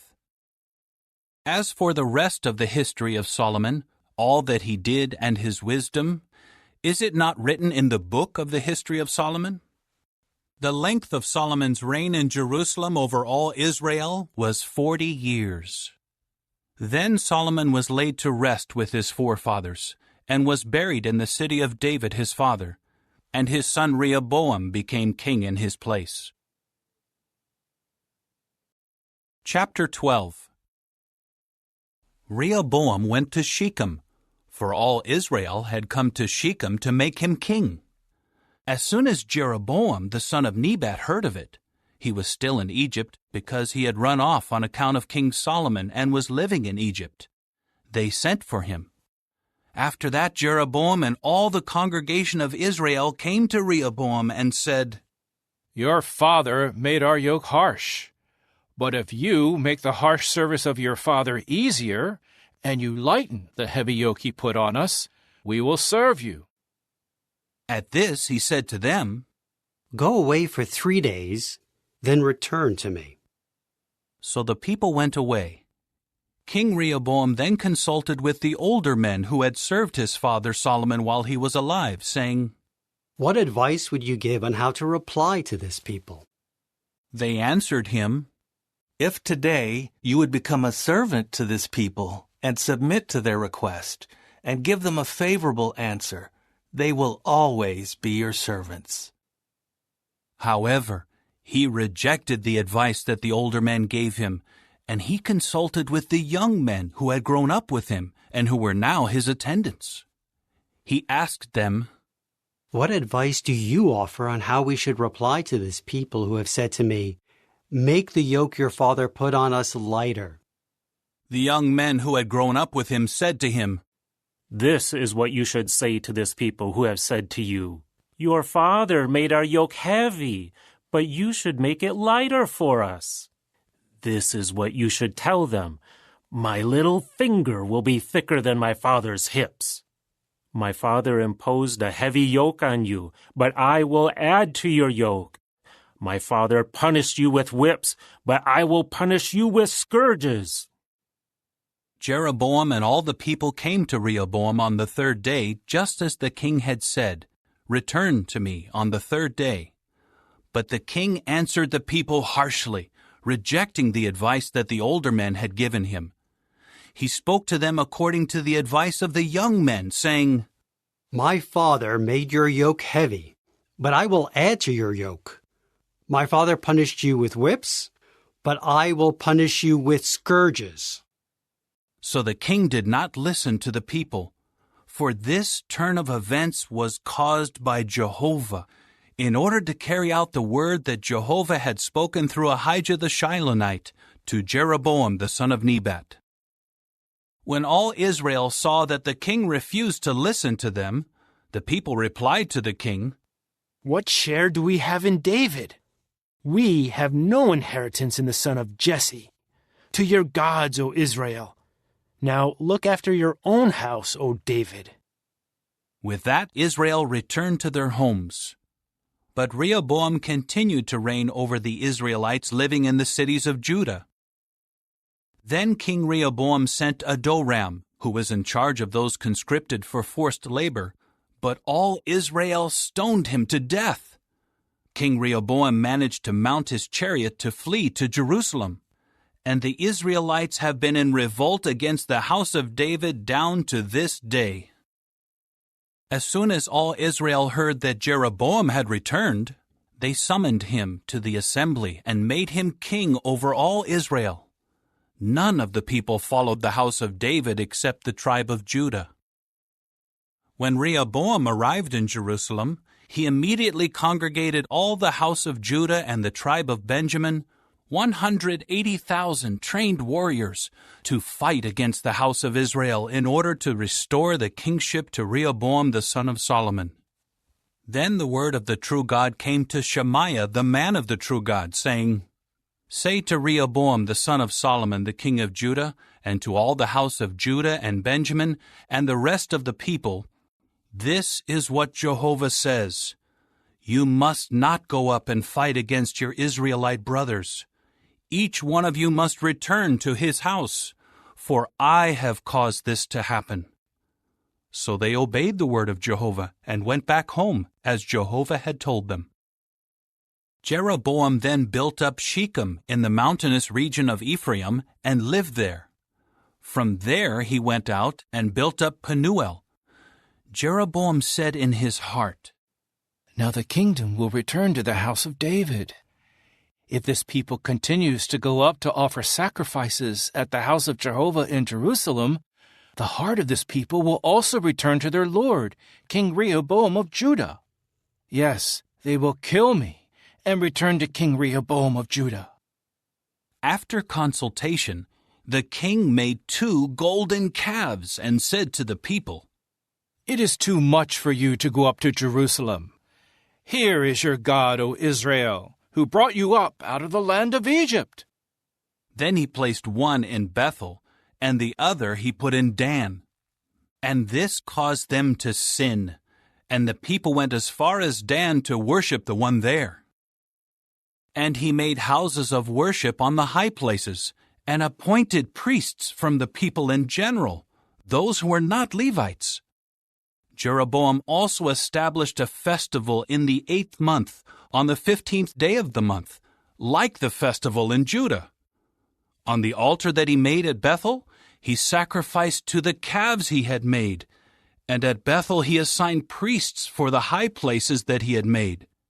And he began to make offerings on the altar that he had made at Bethel, on the 15th day in the 8th month, in the month that he had devised on his own. And he established a festival for the people of Israel, and he ascended the altar to make offerings and sacrificial smoke. Chapter 13. By the word of Jehovah, a man of God came from Judah to Bethel, while Jeroboam was standing by the altar to make sacrificial smoke. Then he called out against the altar by the word of Jehovah and said, O altar, altar, this is what Jehovah says. Look, a son named Josiah will be born to the house of David. He will sacrifice on you the priests of the high places, those making sacrificial smoke on you, and he will burn human bones on you. He gave a sign on that day, saying, This is the sign that Jehovah has declared. Look, the altar will be ripped apart, and the ashes that are on it will be spilled out. As soon as the king heard the word that the man of the true God had called out against the altar at Bethel, Jeroboam stretched out his hand from the altar and said, Seize him! Immediately, the hand that he had stretched out against him dried up, and he could not draw it back. Then the altar was ripped apart, and the ashes were spilled out from the altar, according to the sign that the man of the true God had given by the word of Jehovah. The king now said to the man of the true God, Please, beg for the favor of Jehovah your God, and pray in my behalf that my hand may be restored to me. At this the man of the true God begged for the favor of Jehovah, and the king's hand was restored to its former condition. The king then said to the man of the true God, Come home with me, and take some food, and let me give you a gift. But the man of the true God said to the king, Even if you gave me half your house, I would not come with you and eat bread or drink water in this place. For this is what I was commanded by the word of Jehovah. You must not eat bread or drink water, and you must not return by the way you came. So he left by another way, and he did not return by the way he had come to Bethel. There was a certain old prophet dwelling in Bethel, and his sons came home and related to him all the things that the man of the true God had done that day in Bethel, and the words he had spoken to the king. After they related this to their father asked them, Which way did he go? So his son showed him the way that the man of the true God from Judah had gone. He now said to his sons, Saddle the donkey for me. They saddled the donkey for him, and he mounted it. He followed the man of the true God and found him sitting under a big tree. Then he said to him, Are you the man of the true God who came from Judah? He replied, I am. He said to him, Come home with me and eat bread. But he said, I cannot go back with you or accept your invitation, nor may I eat bread or drink water with you in this place. For I was told by the word of Jehovah, you must not eat bread or drink water there. You must not return by the way you came. At this he said to him, I too am a prophet like you, and an angel told me by the word of Jehovah, have him come back with you to your house, so that he may eat bread and drink water. He deceived him. So he went back with him to eat bread and drink water in his house. While they were sitting at the table, the word of Jehovah came to the prophet who had brought him back, and he called out to the man of the true God from Judah, saying, This is what Jehovah says. Because you rebelled against the order of Jehovah and did not keep the commandment that Jehovah your God gave you, but you went back to eat bread and drink water in the place about which you were told, do not eat bread or drink water, your dead body will not come into the tomb of your forefathers.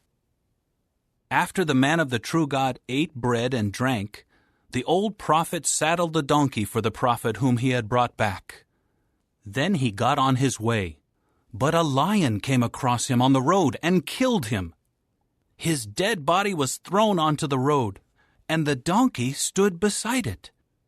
The lion was also standing beside the dead body. There were men passing by who saw the dead body thrown onto the road, and the lion standing beside the dead body. They came in and told about it in the city where the old prophet lived. When the prophet who had brought him back from the road heard of it, he immediately said, It is the man of the true God, who rebelled against the order of Jehovah. So Jehovah gave him over to the lion to maul and to kill him, according to the word of Jehovah that he spoke to him. He then said to his sons, Saddle the donkey for me. So they saddled it. Then he went on his way and found the dead body thrown onto the road, with the donkey and the lion standing beside it. The lion had not eaten the dead body, nor had it mauled the donkey. The prophet lifted up the dead body of the man of the true God and put him on the donkey, and he brought him back into his own city to mourn and bury him. So he laid the dead body in his own tomb, and they kept crying out over him, Too bad, my brother. After burying him, he told his sons, When I die, you must bury me in the place where the man of the true God is buried. Lay my bones next to his bones. The word that he called out by the word of Jehovah against the altar in Bethel and against all the houses of worship on the high places in the cities of Samaria is sure to take place. Even after this happened, Jeroboam did not turn back from his bad way, but he kept appointing priests for the high places from the people in general. He would install as priests anyone who so desired, saying, Let him become one of the priests for the high places. This sin on the part of the household of Jeroboam led to their destruction and annihilation from the face of the earth. Chapter 14. At that time Abijah the son of Jeroboam fell sick. So Jeroboam said to his wife, Rise up, please, and disguise yourself, so that they will not know that you are Jeroboam's wife, and go to Shiloh. Look, Ahijah the prophet is there. He is the one who spoke of me becoming king over this people. Take with you 10 loaves of bread, sprinkled cakes, and a flask of honey, and go to him. He will then tell you what is going to happen to the boy. Jeroboam's wife did what he said. She rose up and went to Shiloh and came to the house of Ahijah. Ahijah's eyes stared straight ahead, and he could not see because of his age. But Jehovah had told Ahijah, Here is the wife of Jeroboam coming to inquire of you regarding her son, for he is sick. I will tell you what to say to her. When she arrives, she will conceal her identity. As soon as Ahijah heard the sound of her footsteps as she was coming into the entrance, he said, Come in, wife of Jeroboam. Why are you concealing your identity? I have been assigned to give you a harsh message. Go, tell Jeroboam, this is what Jehovah the God of Israel says. I raised you up from among your people to make you a leader over my people Israel. Then I ripped the kingdom away from the house of David and gave it to you. But you have not become like my servant David, who kept my commandments and who walked after me with all his heart, doing only what was right in my eyes. But you have done worse than all those who were prior to you, and you made for yourself another god and metal images to offend me, and it is I whom you have turned your back on. For that reason, I am bringing calamity on the house of Jeroboam, and I will annihilate from Jeroboam every male, including the helpless and weak in Israel, and I will make a clean sweep of the house of Jeroboam, just as one clears away the dung until it is all gone. Anyone belonging to Jeroboam who dies in the city, the dogs will eat, and anyone who dies in the field, the birds of the heavens will eat, for Jehovah has spoken it. Now rise up, go to your house. When you set foot in the city, the child will die. All Israel will mourn him and bury him, for he alone of Jeroboam's family will be laid in a grave, because he is the only one of the house of Jeroboam in whom Jehovah the God of Israel has found something good. Jehovah will raise up for himself a king over Israel who will do away with the house of Jeroboam from that day forward, yes, even now. Jehovah will strike Israel down like a reed that sways in the water, and he will uproot Israel off this good land that he gave to their forefathers, and he will scatter them beyond the river, because they made their sacred poles, offending Jehovah. And he will abandon Israel because of the sins that Jeroboam has committed and has caused Israel to commit. At that Jeroboam's wife rose up and went on her way and came to Tirzah. As she came to the threshold of the house, the boy died. So they buried him, and all Israel mourned him, according to Jehovah's word that he had spoken through his servant Ahijah the prophet. And the rest of the history of Jeroboam, how he waged war and how he reigned, is written in the book of the history of the times of the kings of Israel. And the length of Jeroboam's reign was 22 years, after which he was laid to rest with his forefathers, and his son Nadab became king in his place. Meanwhile, Rehoboam the son of Solomon had become king in Judah. Rehoboam was 41 years old when he became king, and he reigned for 17 years in Jerusalem, the city that Jehovah had chosen out of all the tribes of Israel as the place to put his name. The name of Rehoboam's mother was Naamah, the Ammonitess.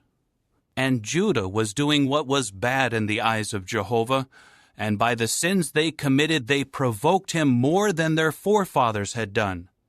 They too kept building for themselves high places, sacred pillars, and sacred poles on every high hill and under every luxuriant tree. There were also male temple prostitutes in the land. They acted according to all the detestable things of the nations that Jehovah had driven out before the Israelites. In the 5th year of King Rehoboam, King Shishak of Egypt came up against Jerusalem. He took the treasures of the house of Jehovah and the treasures of the king's house. He took everything, including all the gold shields that Solomon had made. So King Rehoboam made copper shields to replace them, and he entrusted them to the chiefs of the guard, who guarded the entrance of the king's house. Whenever the king came to the house of Jehovah, the guards would carry them, and then they would return them to the guard chamber. And the rest of the history of Rehoboam, all that he did, is it not written in the book of the history of the times of the kings of Judah? There was constant warfare between Rehoboam and Jeroboam. Then Rehoboam was laid to rest with his forefathers, and was buried with his forefathers in the city of David. His mother's name was Naamah the Ammonitess, and his son Abijam became king in his place. Chapter 15. In the 18th year of King Jeroboam the son of Nebat, Abijam became king over Judah. He reigned for 3 years in Jerusalem. His mother's name was Maacah, the granddaughter of Abishalom. He went on walking in all the sins that his father committed prior to him, and his heart was not complete with Jehovah his God like the heart of David his forefather. However, on account of David, Jehovah his God gave him a lamp in Jerusalem by raising up his son after him, and keeping Jerusalem in existence. For David did what was right in the eyes of Jehovah, and he did not turn aside from anything that he had commanded him all the days of his life, except in the matter of Uriah the Hittite. And there was warfare between Rehoboam and Jeroboam all the days of his life. As for the rest of the history of Abijam, all that he did, is it not written in the book of the history of the times of the kings of Judah?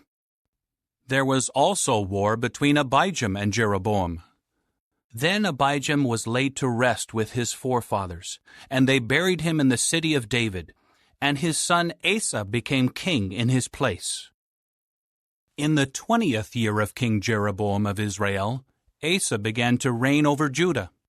He reigned in Jerusalem for 41 years. His grandmother's name was Maacah, the granddaughter of Abishalom. Asa did what was right in the eyes of Jehovah, like David his forefather. He expelled the male temple prostitutes from the land, and removed all the disgusting idols that his forefathers had made. He even removed Maacah, his grandmother, from her position as queen mother, because she had made an obscene idol for the worship of the sacred pole. Asa cut down her obscene idol and burned it in the Kidron Valley. But the high places were not removed. Nevertheless, Asa's heart was complete with Jehovah all his life, and he brought the things that he and his father had made holy into the house of Jehovah, silver, gold, and various utensils. There was constant warfare between Asa and Baasha, the king of Israel. So King Baasha of Israel came up against Judah and began to build up Ramah, to prevent anyone from going out or coming in to King Asa of Judah. At that Asa took all the silver and the gold that were left in the treasuries of the house of Jehovah and the treasuries of the house of the king, and handed them over to his servants. King Asa then sent them to Ben-Hadad, the son of Tabrimon, the son of Hezion, the king of Syria, who was dwelling in Damascus, saying, "There is a treaty between me and you, and between my father and your father. I am sending you a gift of silver and gold. Come, break your treaty with King Baasha of Israel, so that he will withdraw from me." Ben-Hadad listened to King Asa and sent the chiefs of his armies against the cities of Israel. And they struck down Ijon, Dan, Abel-Beth-Maacah, all Kinnereth, and all the land of Naphtali. When Baasha heard of it, he immediately quit building Ramah and continued dwelling in Tirzah. King Asa then summoned all Judah. No one was exempt, and they carried off the stones and timbers of Ramah that Baasha had been building with. And with them, King Asa built up Geba in Benjamin and Mizpah. As for all the rest of the history of Asa, all his mightiness, and all that he did, and the cities that he built, is it not written in the book of the history of the times of the kings of Judah? But in his old age he suffered from a disease in his feet. Then Asa was laid to rest with his forefathers, and was buried with them in the city of David his forefather, and his son Jehoshaphat became king in his place. Nadab the son of Jeroboam became king over Israel in the 2nd year of King Asa of Judah, and he reigned over Israel for 2 years. He kept doing what was bad in the eyes of Jehovah, and walked in the way of his father, and in his sin that he caused Israel to commit. Baasha the son of Ahijah of the house of Issachar conspired against him, and Baasha struck him down at Gibbethon, which belonged to the Philistines, while Nadab and all Israel were besieging Gibbethon. So Baasha put him to death in the 3rd year of King Asa of Judah, and became king in his place. And as soon as he became king, he struck down all the house of Jeroboam. He did not let remain anyone breathing who belonged to Jeroboam. He had them annihilated according to Jehovah's word that he had spoken through his servant Ahijah the Shilonite. This was because of the sins that Jeroboam had committed and had caused Israel to commit, and because he had greatly offended Jehovah the God of Israel. As for the rest of the history of Nadab, all that he did, is it not written in the book of the history of the times of the kings of Israel? And there was constant warfare between Asa and King Baasha of Israel. In the 3rd year of King Asa of Judah, Baasha the son of Ahijah became king in Tirzah over all Israel, and reigned for 24 years. But he kept doing what was bad in the eyes of Jehovah, and he walked in the way of Jeroboam and in his sin that he caused Israel to commit. Chapter 16. The word of Jehovah against Baasha then came to Jehu the son of Hanani, saying, I raised you up out of the dust, and made you leader over my people Israel. But you kept walking in the way of Jeroboam, and caused my people Israel to sin, so that they offended me with their sins. So I am making a clean sweep of Baasha and his house, and I will make his house like the house of Jeroboam the son of Nebat. Anyone belonging to Baasha who dies in the city, the dogs will eat. And anyone belonging to him who dies in the field, the birds of the heavens will eat. As for the rest of the history of Baasha, what he did, and his mightiness, is it not written in the book of the history of the times of the kings of Israel? Then Baasha was laid to rest with his forefathers, and was buried in Tirzah, and Elah his son became king in his place. Also through the prophet Jehu the son of Hanani, Jehovah's word came against Baasha and his house, both because of all the badness that he committed in the eyes of Jehovah, by offending him with the work of his hands, becoming like the house of Jeroboam, and also because of his striking him down. In the 26th year of King Asa of Judah, Elah the son of Baasha became king over Israel in Tirzah, and he reigned for 2 years. His servant Zimri, the chief of half of his chariot forces, conspired against him while he was in Tirzah, drinking himself drunk at the house of Arza, who was over the household in Tirzah. Zimri came in and struck him down and put him to death in the 27th year of King Asa of Judah, and he became king in his place. When he became king, as soon as he sat down on his throne, he struck down all the house of Baasha. He did not spare a single male, whether of his relatives or of his friends. Thus Zimri annihilated the whole house of Baasha, according to the word that Jehovah had spoken against Baasha through Jehu the prophet. This was for all the sins that Baasha and his son Elah had committed, and the sins they had caused Israel to commit, by offending Jehovah the God of Israel with their worthless idols. As for the rest of the history of Elah, all that he did, is it not written in the book of the history of the times of the kings of Israel? In the 27th year of King Asa of Judah, Zimri became king for 7 days in Tirzah, while the troops were camped against Gibbethon, which belonged to the Philistines. In time the troops who were encamped heard it being said, Zimri has conspired, and has also struck down the king. So all Israel made Omri, the chief of the army, king over Israel on that day in the camp. Omri and all Israel with him went up from Gibbethon and laid siege to Tirzah. When Zimri saw that the city had been captured, he went into the fortified tower of the king's house and burned the house down over himself, and he died. This was for his own sins that he had committed by doing what was bad in the eyes of Jehovah, by walking in the way of Jeroboam, and for the sin he had caused Israel to commit. As for the rest of the history of Zimri and his conspiracy, is it not written in the book of the history of the times of the kings of Israel?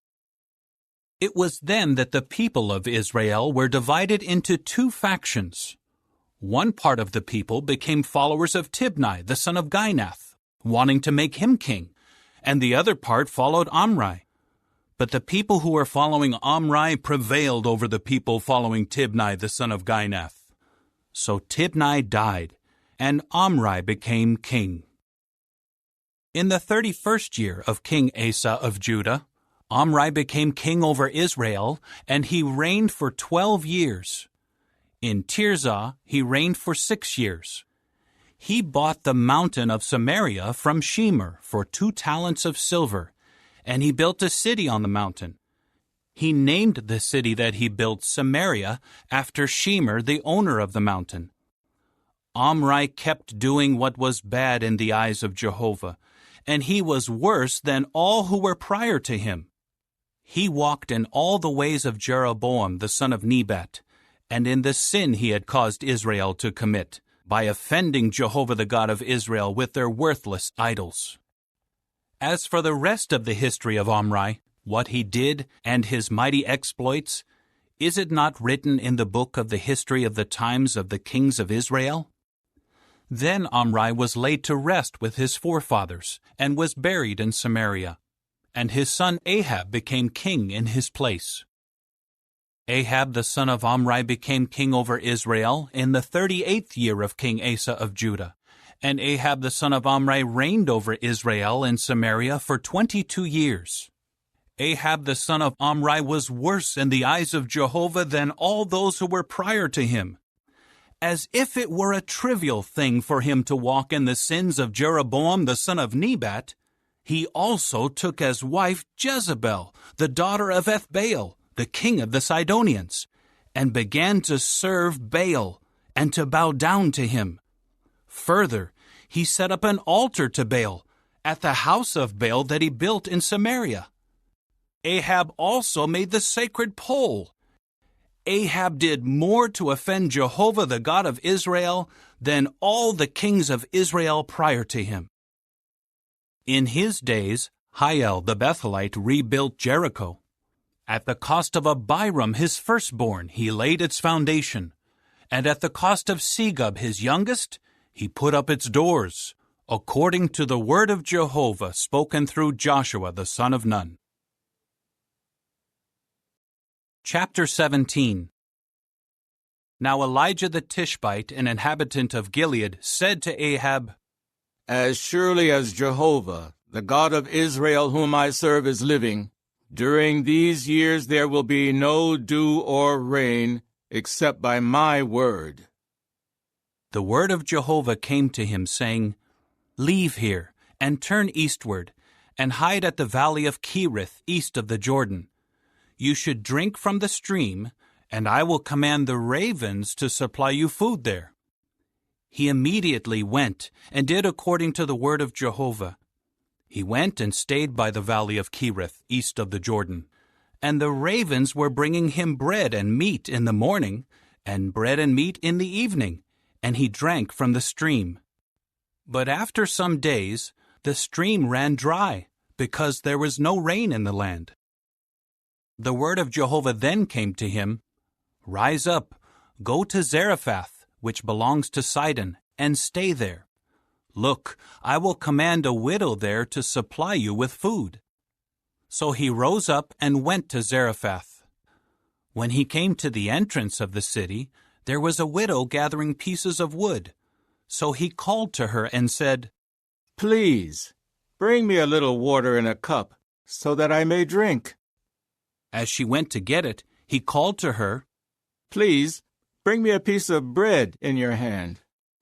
At this she said, As surely as Jehovah your God is living, I have no bread, only a handful of flour in the large jar, and a little oil in the small jar. Now I am gathering a few pieces of wood, and I will go in and make something for me and my son. After we have eaten, we will die. Then Elijah said to her, Do not be afraid.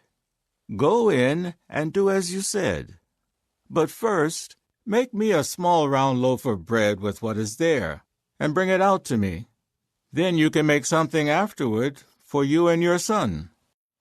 For this is what Jehovah, the God of Israel, says. The large jar of flour will not run out, and the small jar of oil will not run dry, until the day Jehovah makes it rain on the surface of the ground. So she went and did as Elijah said, and she, together with him and her household, ate for many days. The large jar of flour did not run out, and the small jar of oil did not run dry, according to Jehovah's word that he had spoken through Elijah. After these things, the son of the woman who owned the house fell sick, and his sickness became so severe that he stopped breathing. At this she said to Elijah, "What do you have against me, O man of the true God? Have you come to remind me of my guilt and to put my son to death?" But he said to her, "Give me your son." Then he took him from her arms and carried him up to the roof chamber where he was staying, and he laid him on his own bed. He called out to Jehovah, "O Jehovah my God, are you also bringing harm to the widow with whom I am staying by putting her son to death?" Then he stretched himself out over the child 3 times and called out to Jehovah, "O Jehovah my God, please, let this child's life come back into him." Jehovah listened to Elijah's request, and the life of the child came back into him, and he revived. Elijah took the child and brought him down from the roof chamber into the house and gave him to his mother. And Elijah said, "See, your son is alive." At that the woman said to Elijah, "Now I know that you truly are a man of God, and that Jehovah's word in your mouth is truth." Chapter 18. After some time, in the 3rd year, Jehovah's word came to Elijah, saying, "Go, present yourself to Ahab, and I will send rain on the surface of the ground." So Elijah went to present himself to Ahab while the famine was severe in Samaria. Meanwhile, Ahab called Obadiah, who was over the household. Now Obadiah greatly feared Jehovah, and when Jezebel was doing away with Jehovah's prophets, Obadiah took 100 prophets and hid them 50 to a cave, and he supplied them with bread and water. Ahab then said to Obadiah, "Go through the land to all the springs of water and to all the valleys. Perhaps we can find enough grass to keep the horses and mules alive, and not have all our animals die." So they divided between themselves the land they were going to pass through. Ahab went alone by one way, and Obadiah went alone by another way. As Obadiah was on his way, Elijah was there to meet him. At once he recognized him and fell face down and said, "Is this you, my lord Elijah?" He replied to him, "It is I. Go and tell your lord, Elijah is here." But he said, "What sin have I committed, that you should hand your servant over to Ahab to put me to death? As surely as Jehovah your God is living, there is not a nation or a kingdom where my Lord has not sent to look for you." After they said, "He is not here," he made the kingdom and the nations swear that they could not find you. Now you are saying, "Go and tell your Lord, Elijah is here." When I depart from you, the Spirit of Jehovah will carry you away to a place I will not know. And when I tell Ahab, and he does not find you, he will surely kill me. Yet your servant has feared Jehovah from his youth. Has my Lord not been told what I did when Jezebel was killing the prophets of Jehovah? How I hid 100 of the prophets of Jehovah by groups of 50 in a cave, and kept supplying them bread and water? But now you are saying, "Go and tell your Lord, Elijah is here." He will certainly kill me. However, Elijah said, "As surely as Jehovah of armies whom I serve is living, today I will present myself to him." So Obadiah went off to meet Ahab and told him, and Ahab went to meet Elijah. As soon as Ahab saw Elijah, he said to him, "Is this you, the one bringing great trouble on Israel?" To this he said, I have not brought trouble on Israel, but you and the house of your father have, by abandoning the commandments of Jehovah and by following the Baals.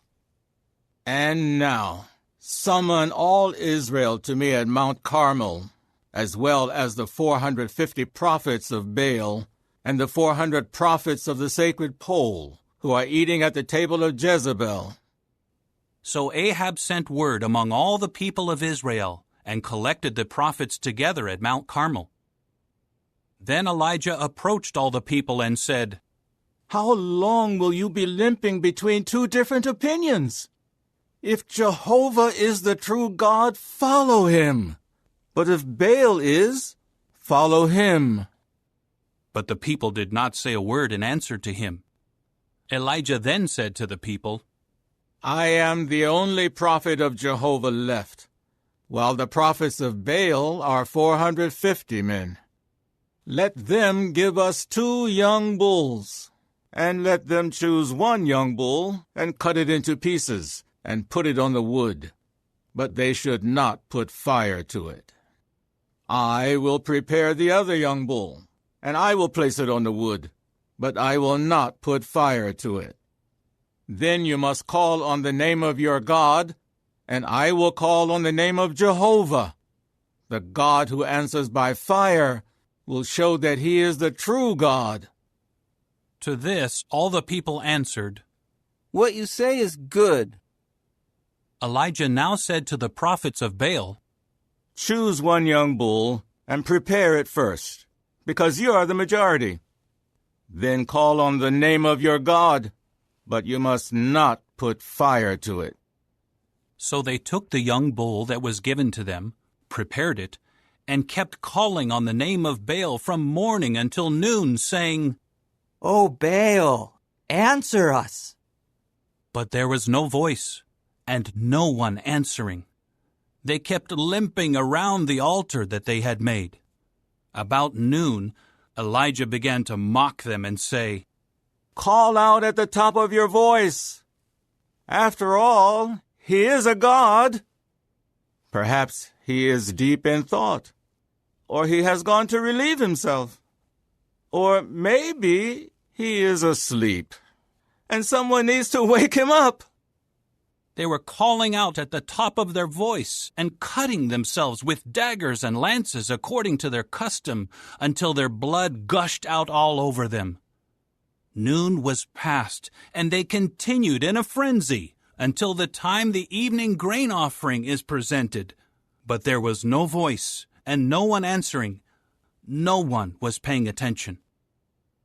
At length, Elijah said to all the people, Approach me.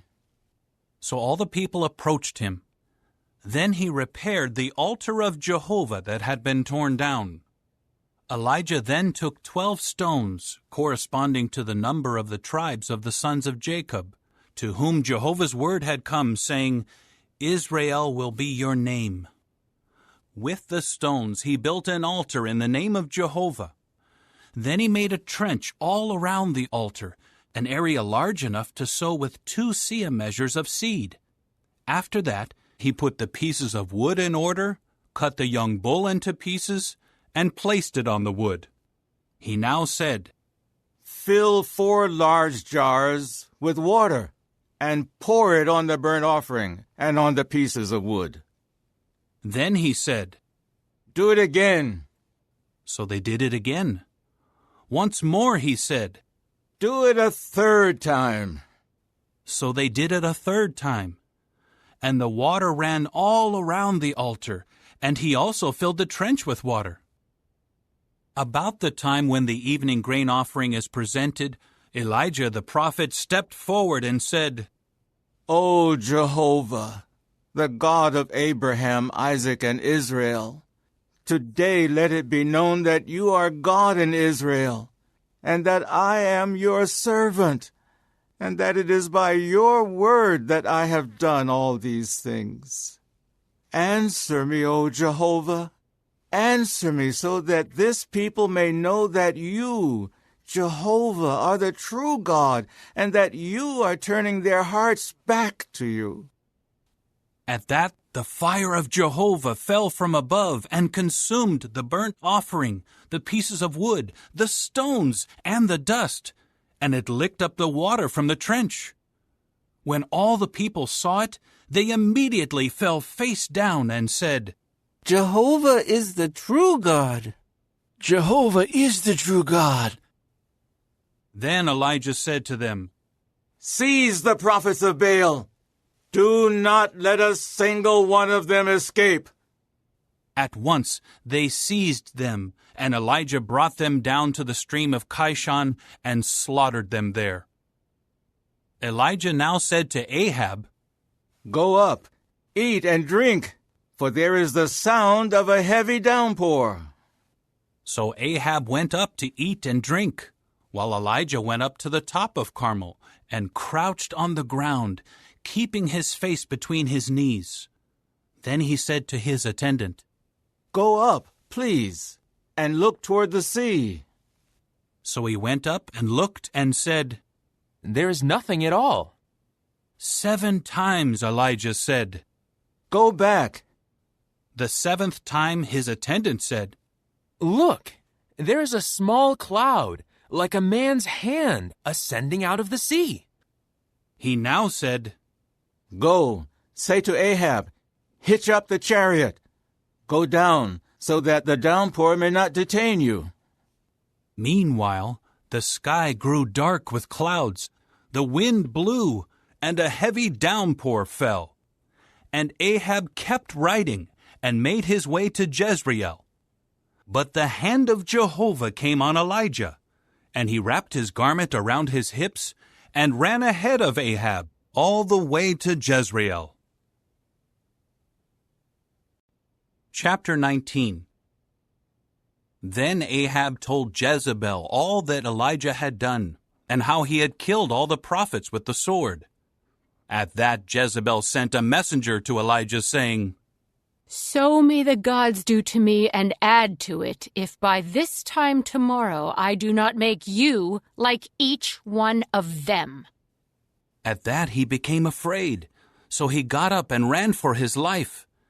He came to Beersheba, which belongs to Judah, and he left his attendant there. He went a day's journey into the wilderness, and came and sat down under a broom tree, and he asked that he might die. He said, It is enough.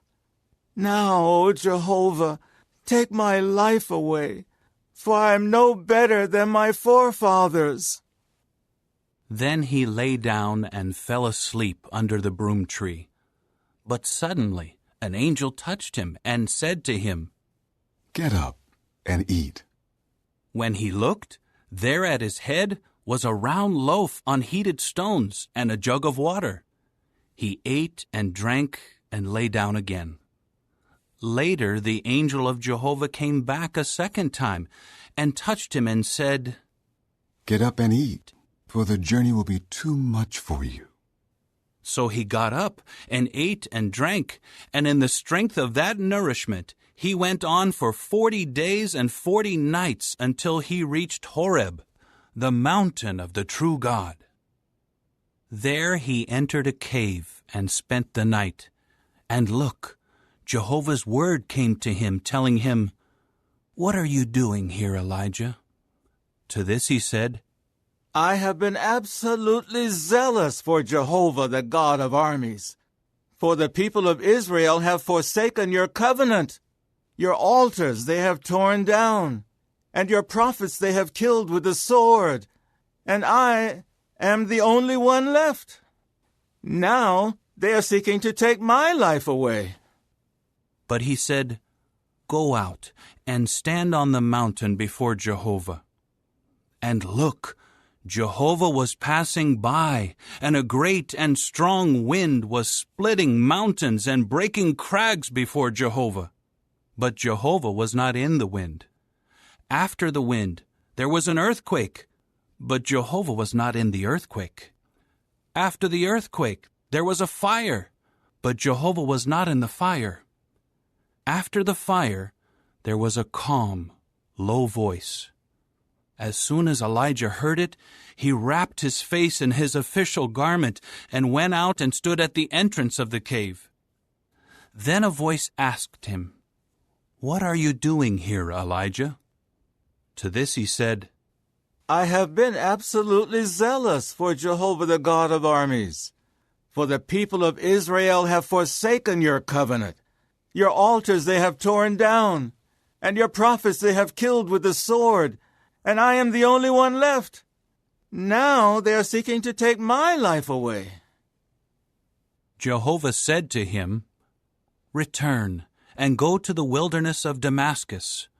When you arrive, anoint Hazael as king over Syria. And you should anoint Jehu, the grandson of Nimshi, as king over Israel. And you should anoint Elisha, the son of Shaphat from Abel-Meholah, as prophet to take your place. Anyone escaping from Hazael's sword, Jehu will put to death. And anyone escaping from Jehu's sword, Elisha will put to death. And I still have left 7,000 in Israel, all whose knees have not bent down to Baal, and whose mouths have not kissed him." So he went from there, and found Elisha the son of Shaphat, while he was plowing with 12 pairs of bulls ahead of him, and he was with the 12th pair. So Elijah went over to him and threw his official garment on him. At that he left the bulls and ran after Elijah and said, "Please, let me kiss my father and my mother. Then I will follow you." He replied to him, "Go, return, for what have I done to stop you?" So he went back and took a pair of bulls and sacrificed them, and he used the plowing gear to boil the meat of the bulls, and gave it to the people, and they ate. After that he rose up and followed Elijah and began to minister to him. Chapter 20. Now King Ben-Hadad of Syria gathered his whole army together, along with 32 other kings and their horses and chariots. He went up and laid siege to Samaria and fought against it. Then he sent messengers to King Ahab of Israel at the city and said to him, "This is what Ben-Hadad says. Your silver and your gold are mine, as well as the best of your wives and your sons." To this the king of Israel answered, "According to your word, my lord the king, I am yours along with all that belongs to me." The messengers later came back and said, "This is what Ben-Hadad says. I sent this message to you. Your silver, your gold, your wives, and your sons you will give me. But about this time tomorrow I will send my servants to you, and they will carefully search your house and the houses of your servants, and all your desirable things they will seize and take away."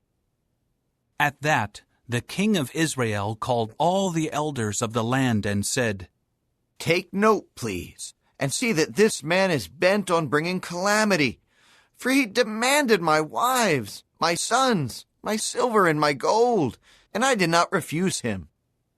Then all the elders and all the people said to him, "Do not obey, and do not consent." So he said to the messengers of Ben-Hadad, "Say to my lord the king, all that you first demanded of your servant I will do, but this I cannot do." With that the messengers went off and brought word back to him.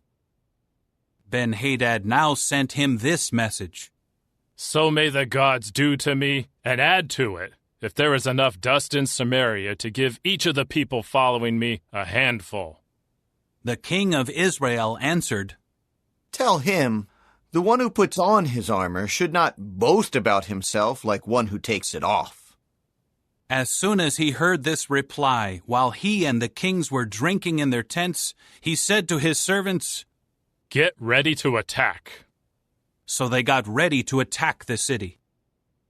But a prophet approached King Ahab of Israel and said, "This is what Jehovah says.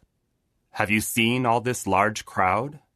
Here I am giving it into your hand today, and then you will know that I am Jehovah." Ahab asked, "By whom?" To which he said, This is what Jehovah says, by the attendance of the princes of the provinces. So he asked, Who will start the battle? To which he said, You. Ahab then counted the attendants of the princes of the provinces, and they were 232. After that, he counted all the Israelite men, 7,000. They went out at noon, while Ben-Hadad was drinking himself drunk in the tents, along with the 32 kings who were helping him. When the attendants of the princes of the provinces came out first, Ben-Hadad at once sent messengers. They reported to him, Men have come out from Samaria. At that he said, If they have come out for peace, take them alive.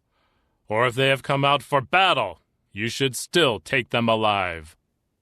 But when these came out of the city, the attendants of the princes of the provinces and the armies that were following them, each one struck down his opponent.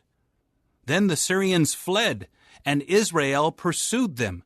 But King Ben-Hadad of Syria escaped on a horse with some of the horsemen. But the king of Israel went out and kept striking down the horses and the chariots, and he inflicted a great defeat on the Syrians.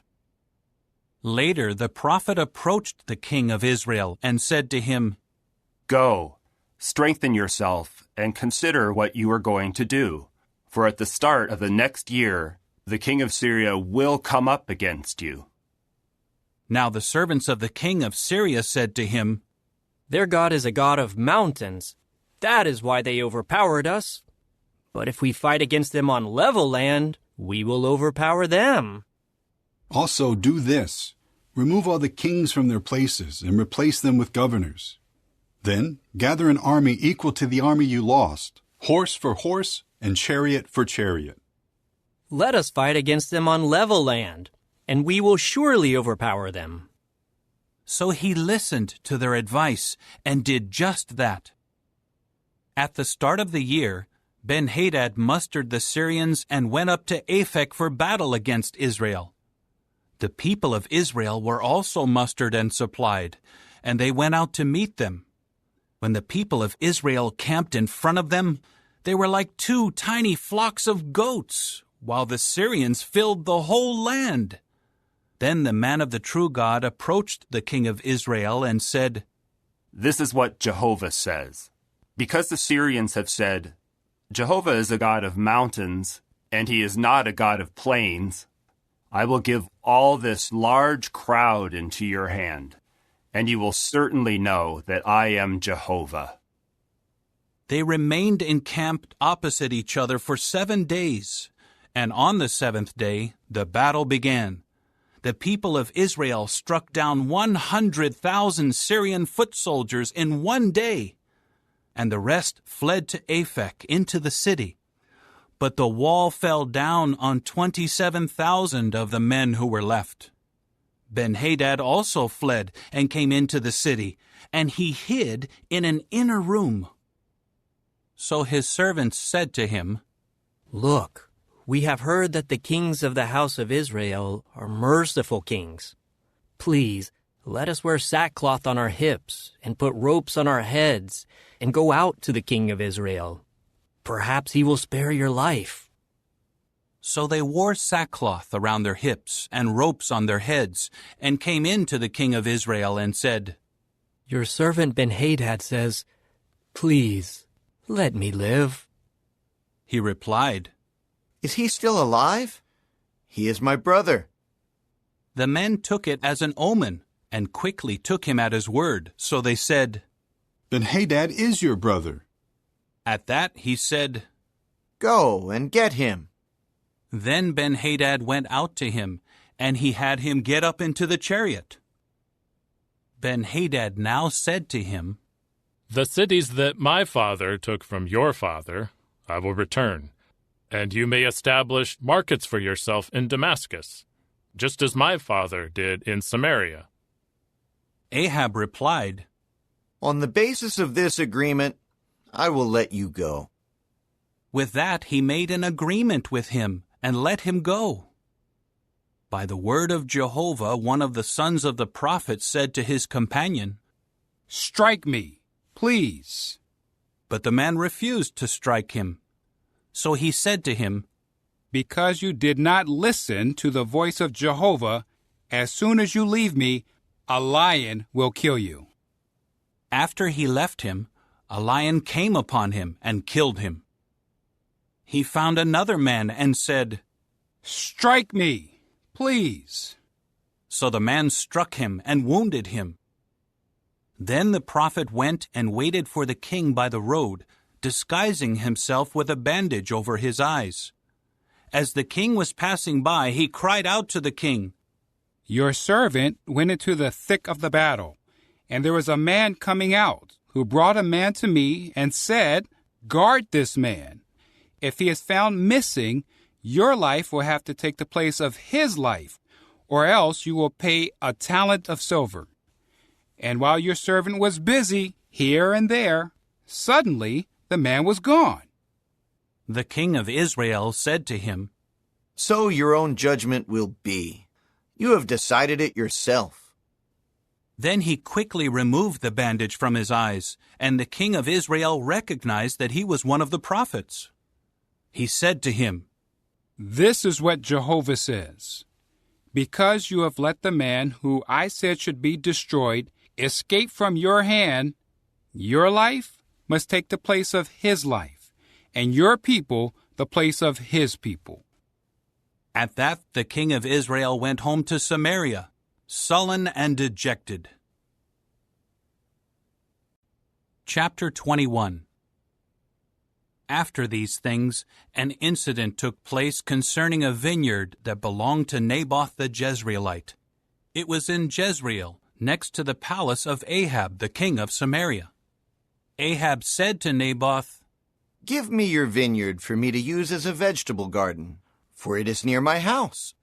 Then I will give you a better vineyard to replace it. Or if you prefer, I will give you its value in money."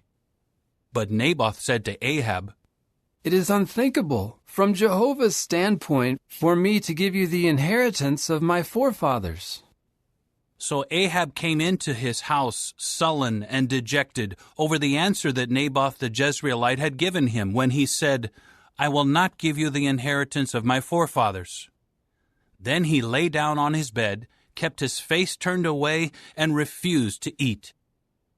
His wife Jezebel came in to him and asked him, "Why are you so sad that you refuse to eat?" He replied to her, "Because I said to Naboth the Jezreelite, 'Give me your vineyard for money,' or if you prefer, let me give you another vineyard to replace it. But he said, 'I will not give you my vineyard.'" His wife Jezebel said to him, "Are you not the one ruling as king over Israel? Get up, eat something, and let your heart be cheerful. I will give you the vineyard of Naboth the Jezreelite." So she wrote letters in Ahab's name and sealed them with his seal, and sent the letters to the elders and the nobles who lived in Naboth's city. She wrote in the letters, "Proclaim a fast, and have Naboth sit at the head of the people, and have 2 good-for-nothing men sit in front of him and testify against him, saying, 'You have cursed God and the king.' Then bring him out and stone him to death." So the men of his city, the elders and the nobles who lived in his city, did just as was written in the letters that Jezebel sent to them. They proclaimed a fast and had Naboth sit at the head of the people. Then 2 of the good-for-nothing men came in and sat down in front of him and began to testify against Naboth in front of the people, saying, "Naboth has cursed God and the king." After that, they brought him to the outskirts of the city and stoned him to death. They now sent word to Jezebel, saying, "Naboth has been stoned to death." As soon as Jezebel heard that Naboth had been stoned to death, she said to Ahab, "Get up, take possession of the vineyard of Naboth the Jezreelite, which he refused to give you for money, for Naboth is no longer alive. He is dead." As soon as Ahab heard that Naboth was dead, Ahab got up to go down to the vineyard of Naboth the Jezreelite to take possession of it. But Jehovah's word came to Elijah the Tishbite, saying, Get up, go down to meet Ahab the king of Israel, who is in Samaria. There he is in the vineyard of Naboth, where he has gone to take possession of it. You must tell him, This is what Jehovah says. Have you murdered a man and also taken his property? Then say to him, This is what Jehovah says. In the place where the dogs licked up the blood of Naboth, the dogs will lick up your own blood. Ahab said to Elijah, So you have found me, O my enemy. He replied, I have found you. Because you are determined to do what is bad in the eyes of Jehovah, here I am bringing calamity upon you, and I will make a clean sweep after you, and will annihilate from Ahab every male, including the helpless and weak in Israel. And I will make your house like the house of Jeroboam the son of Nebat, and like the house of Baasha the son of Ahijah, for you have provoked my anger, and have caused Israel to sin. Also, concerning Jezebel, Jehovah has said, The dogs will eat up Jezebel in the plot of land of Jezreel. Anyone belonging to Ahab who dies in the city, the dogs will eat up. And anyone who dies in the field, the birds of the heavens will eat up. Indeed, there has never been anyone like Ahab, who was so determined to do what was bad in the eyes of Jehovah, egged on by his wife Jezebel. He acted in the most detestable way by going after the disgusting idols, just as all the Amorites had done, whom Jehovah drove out from before the Israelites. As soon as Ahab heard these words, he ripped his garments apart and put sackcloth on his body, and he went on a fast and kept lying down in sackcloth and walking despondently. Jehovah's word then came to Elijah the Tishbite, Have you seen how Ahab has humbled himself on my account? Because he has humbled himself before me, I will not bring the calamity during his lifetime. I will bring the calamity upon his house in the days of his son. Chapter 22. For 3 years there was no war between Syria and Israel. In the 3rd year, King Jehoshaphat of Judah went down to the king of Israel. Then the king of Israel said to his servants, Do you know that Ramoth-Gilead belongs to us? And yet we are hesitating to take it back from the king of Syria. He then said to Jehoshaphat, Will you go with me to fight at Ramoth-Gilead? Jehoshaphat replied to the king of Israel, I am the same as you. My people are the same as your people. My horses are the same as your horses. But Jehoshaphat said to the king of Israel, First inquire, please, for the word of Jehovah. So the king of Israel gathered the prophets together, about 400 men, and said to them, Should I go to war against Ramoth-Gilead, or should I refrain? They said, Go up, and Jehovah will give it into the king's hand. Jehoshaphat then said, Is there not here a prophet of Jehovah? Let us also inquire through him. At that the king of Israel said to Jehoshaphat, There is still one more man through whom we can inquire of Jehovah, but I hate him, for he never prophesies good things concerning me, only bad. He is Micaiah, the son of Imlah. However, Jehoshaphat said, The king should not say such a thing. So the king of Israel called a court official and said, Bring Micaiah, the son of Imlah, quickly. Now the king of Israel and Jehoshaphat the king of Judah were each sitting on his throne, dressed in royal attire, at the threshing floor at the entrance of the gate of Samaria, and all the prophets were prophesying before them. Then Zedekiah, the son of Chenaanah, made for himself iron horns and said, "This is what Jehovah says. With these you will gore the Syrians until you exterminate them." All the other prophets were prophesying the same way, saying, "Go up to Ramoth Gilead, and you will be successful. Jehovah will give it into the king's hand." So the messenger who went to call Micaiah said to him, "Look, the words of the prophets are unanimously favorable to the king. Let your word, please, become like their words, and speak favorably." But Micaiah said, "As surely as Jehovah is living, whatever Jehovah says to me is what I will speak." Then he came in to the king, and the king asked him, "Micaiah, should we go to war against Ramoth Gilead, or should we refrain?" At once he replied, "Go up, and you will be successful. Jehovah will give it into the king's hand." At that the king said to him, "How many times must I put you under oath not to speak to me anything but the truth in the name of Jehovah?"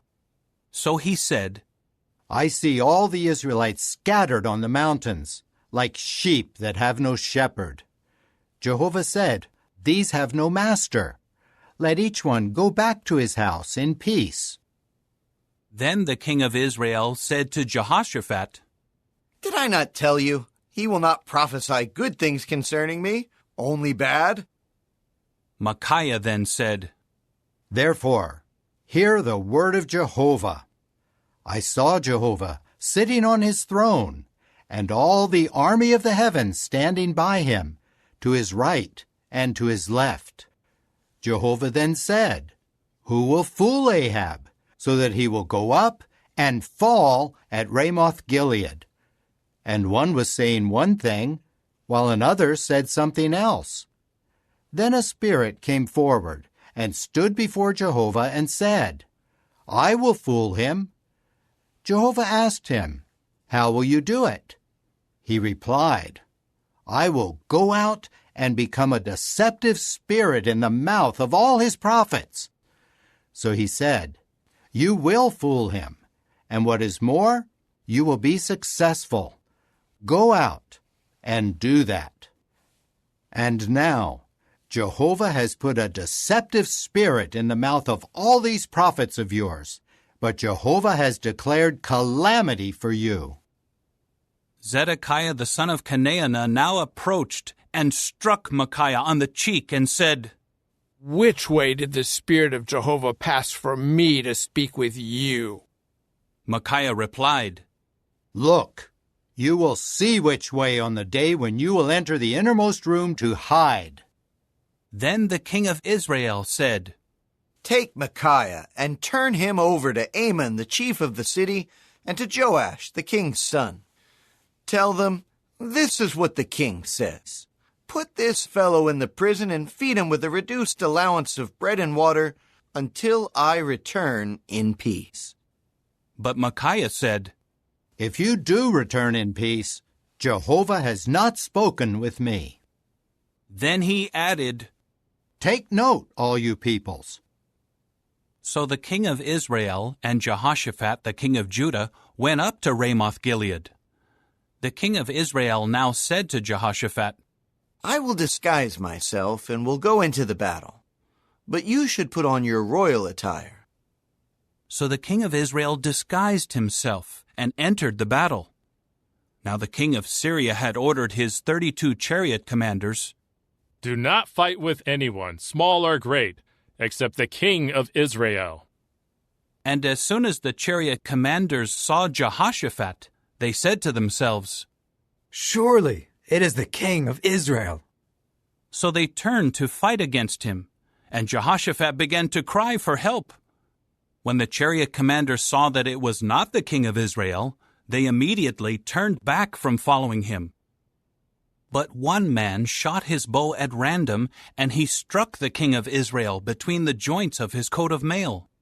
So the king said to his charioteer, "Turn around and take me out of the battle, for I have been badly wounded." The fighting raged throughout that day, and the king had to be propped up in the chariot, facing the Syrians. The blood of the wound poured out into the interior of the war chariot, and he died in the evening. Around sunset, a cry passed through the camp saying, "Everyone to his city! Everyone to his land!" Thus the king died, and he was brought to Samaria. They buried the king in Samaria. When they washed off the war chariot by the pool of Samaria, the dogs licked up his blood, and the prostitutes bathed there, according to the word that Jehovah had spoken. As for the rest of the history of Ahab, all that he did, and the house of ivory that he built, and all the cities that he built, is it not written in the book of the history of the times of the kings of Israel? Then Ahab was laid to rest with his forefathers, and his son Ahaziah became king in his place. Jehoshaphat the son of Asa had become king over Judah in the 4th year of King Ahab of Israel. Jehoshaphat was 35 years old when he became king, and he reigned for 25 years in Jerusalem. His mother's name was Azubah, the daughter of Shilhi. He kept walking in all the way of Asa his father.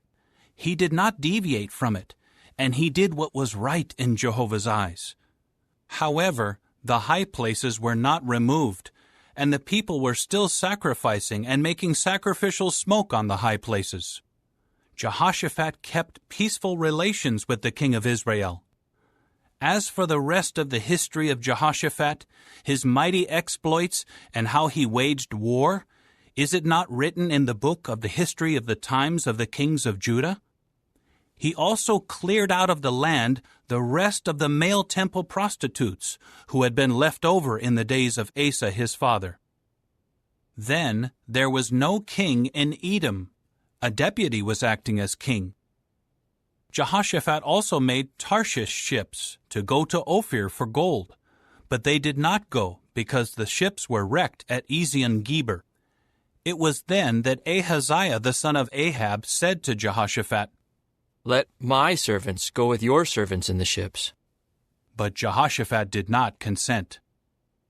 Then Jehoshaphat was laid to rest with his forefathers, and was buried with his forefathers in the city of David his forefather. And his son Jehoram became king in his place. Ahaziah the son of Ahab became king over Israel in Samaria in the 17th year of King Jehoshaphat of Judah, and he reigned over Israel for 2 years.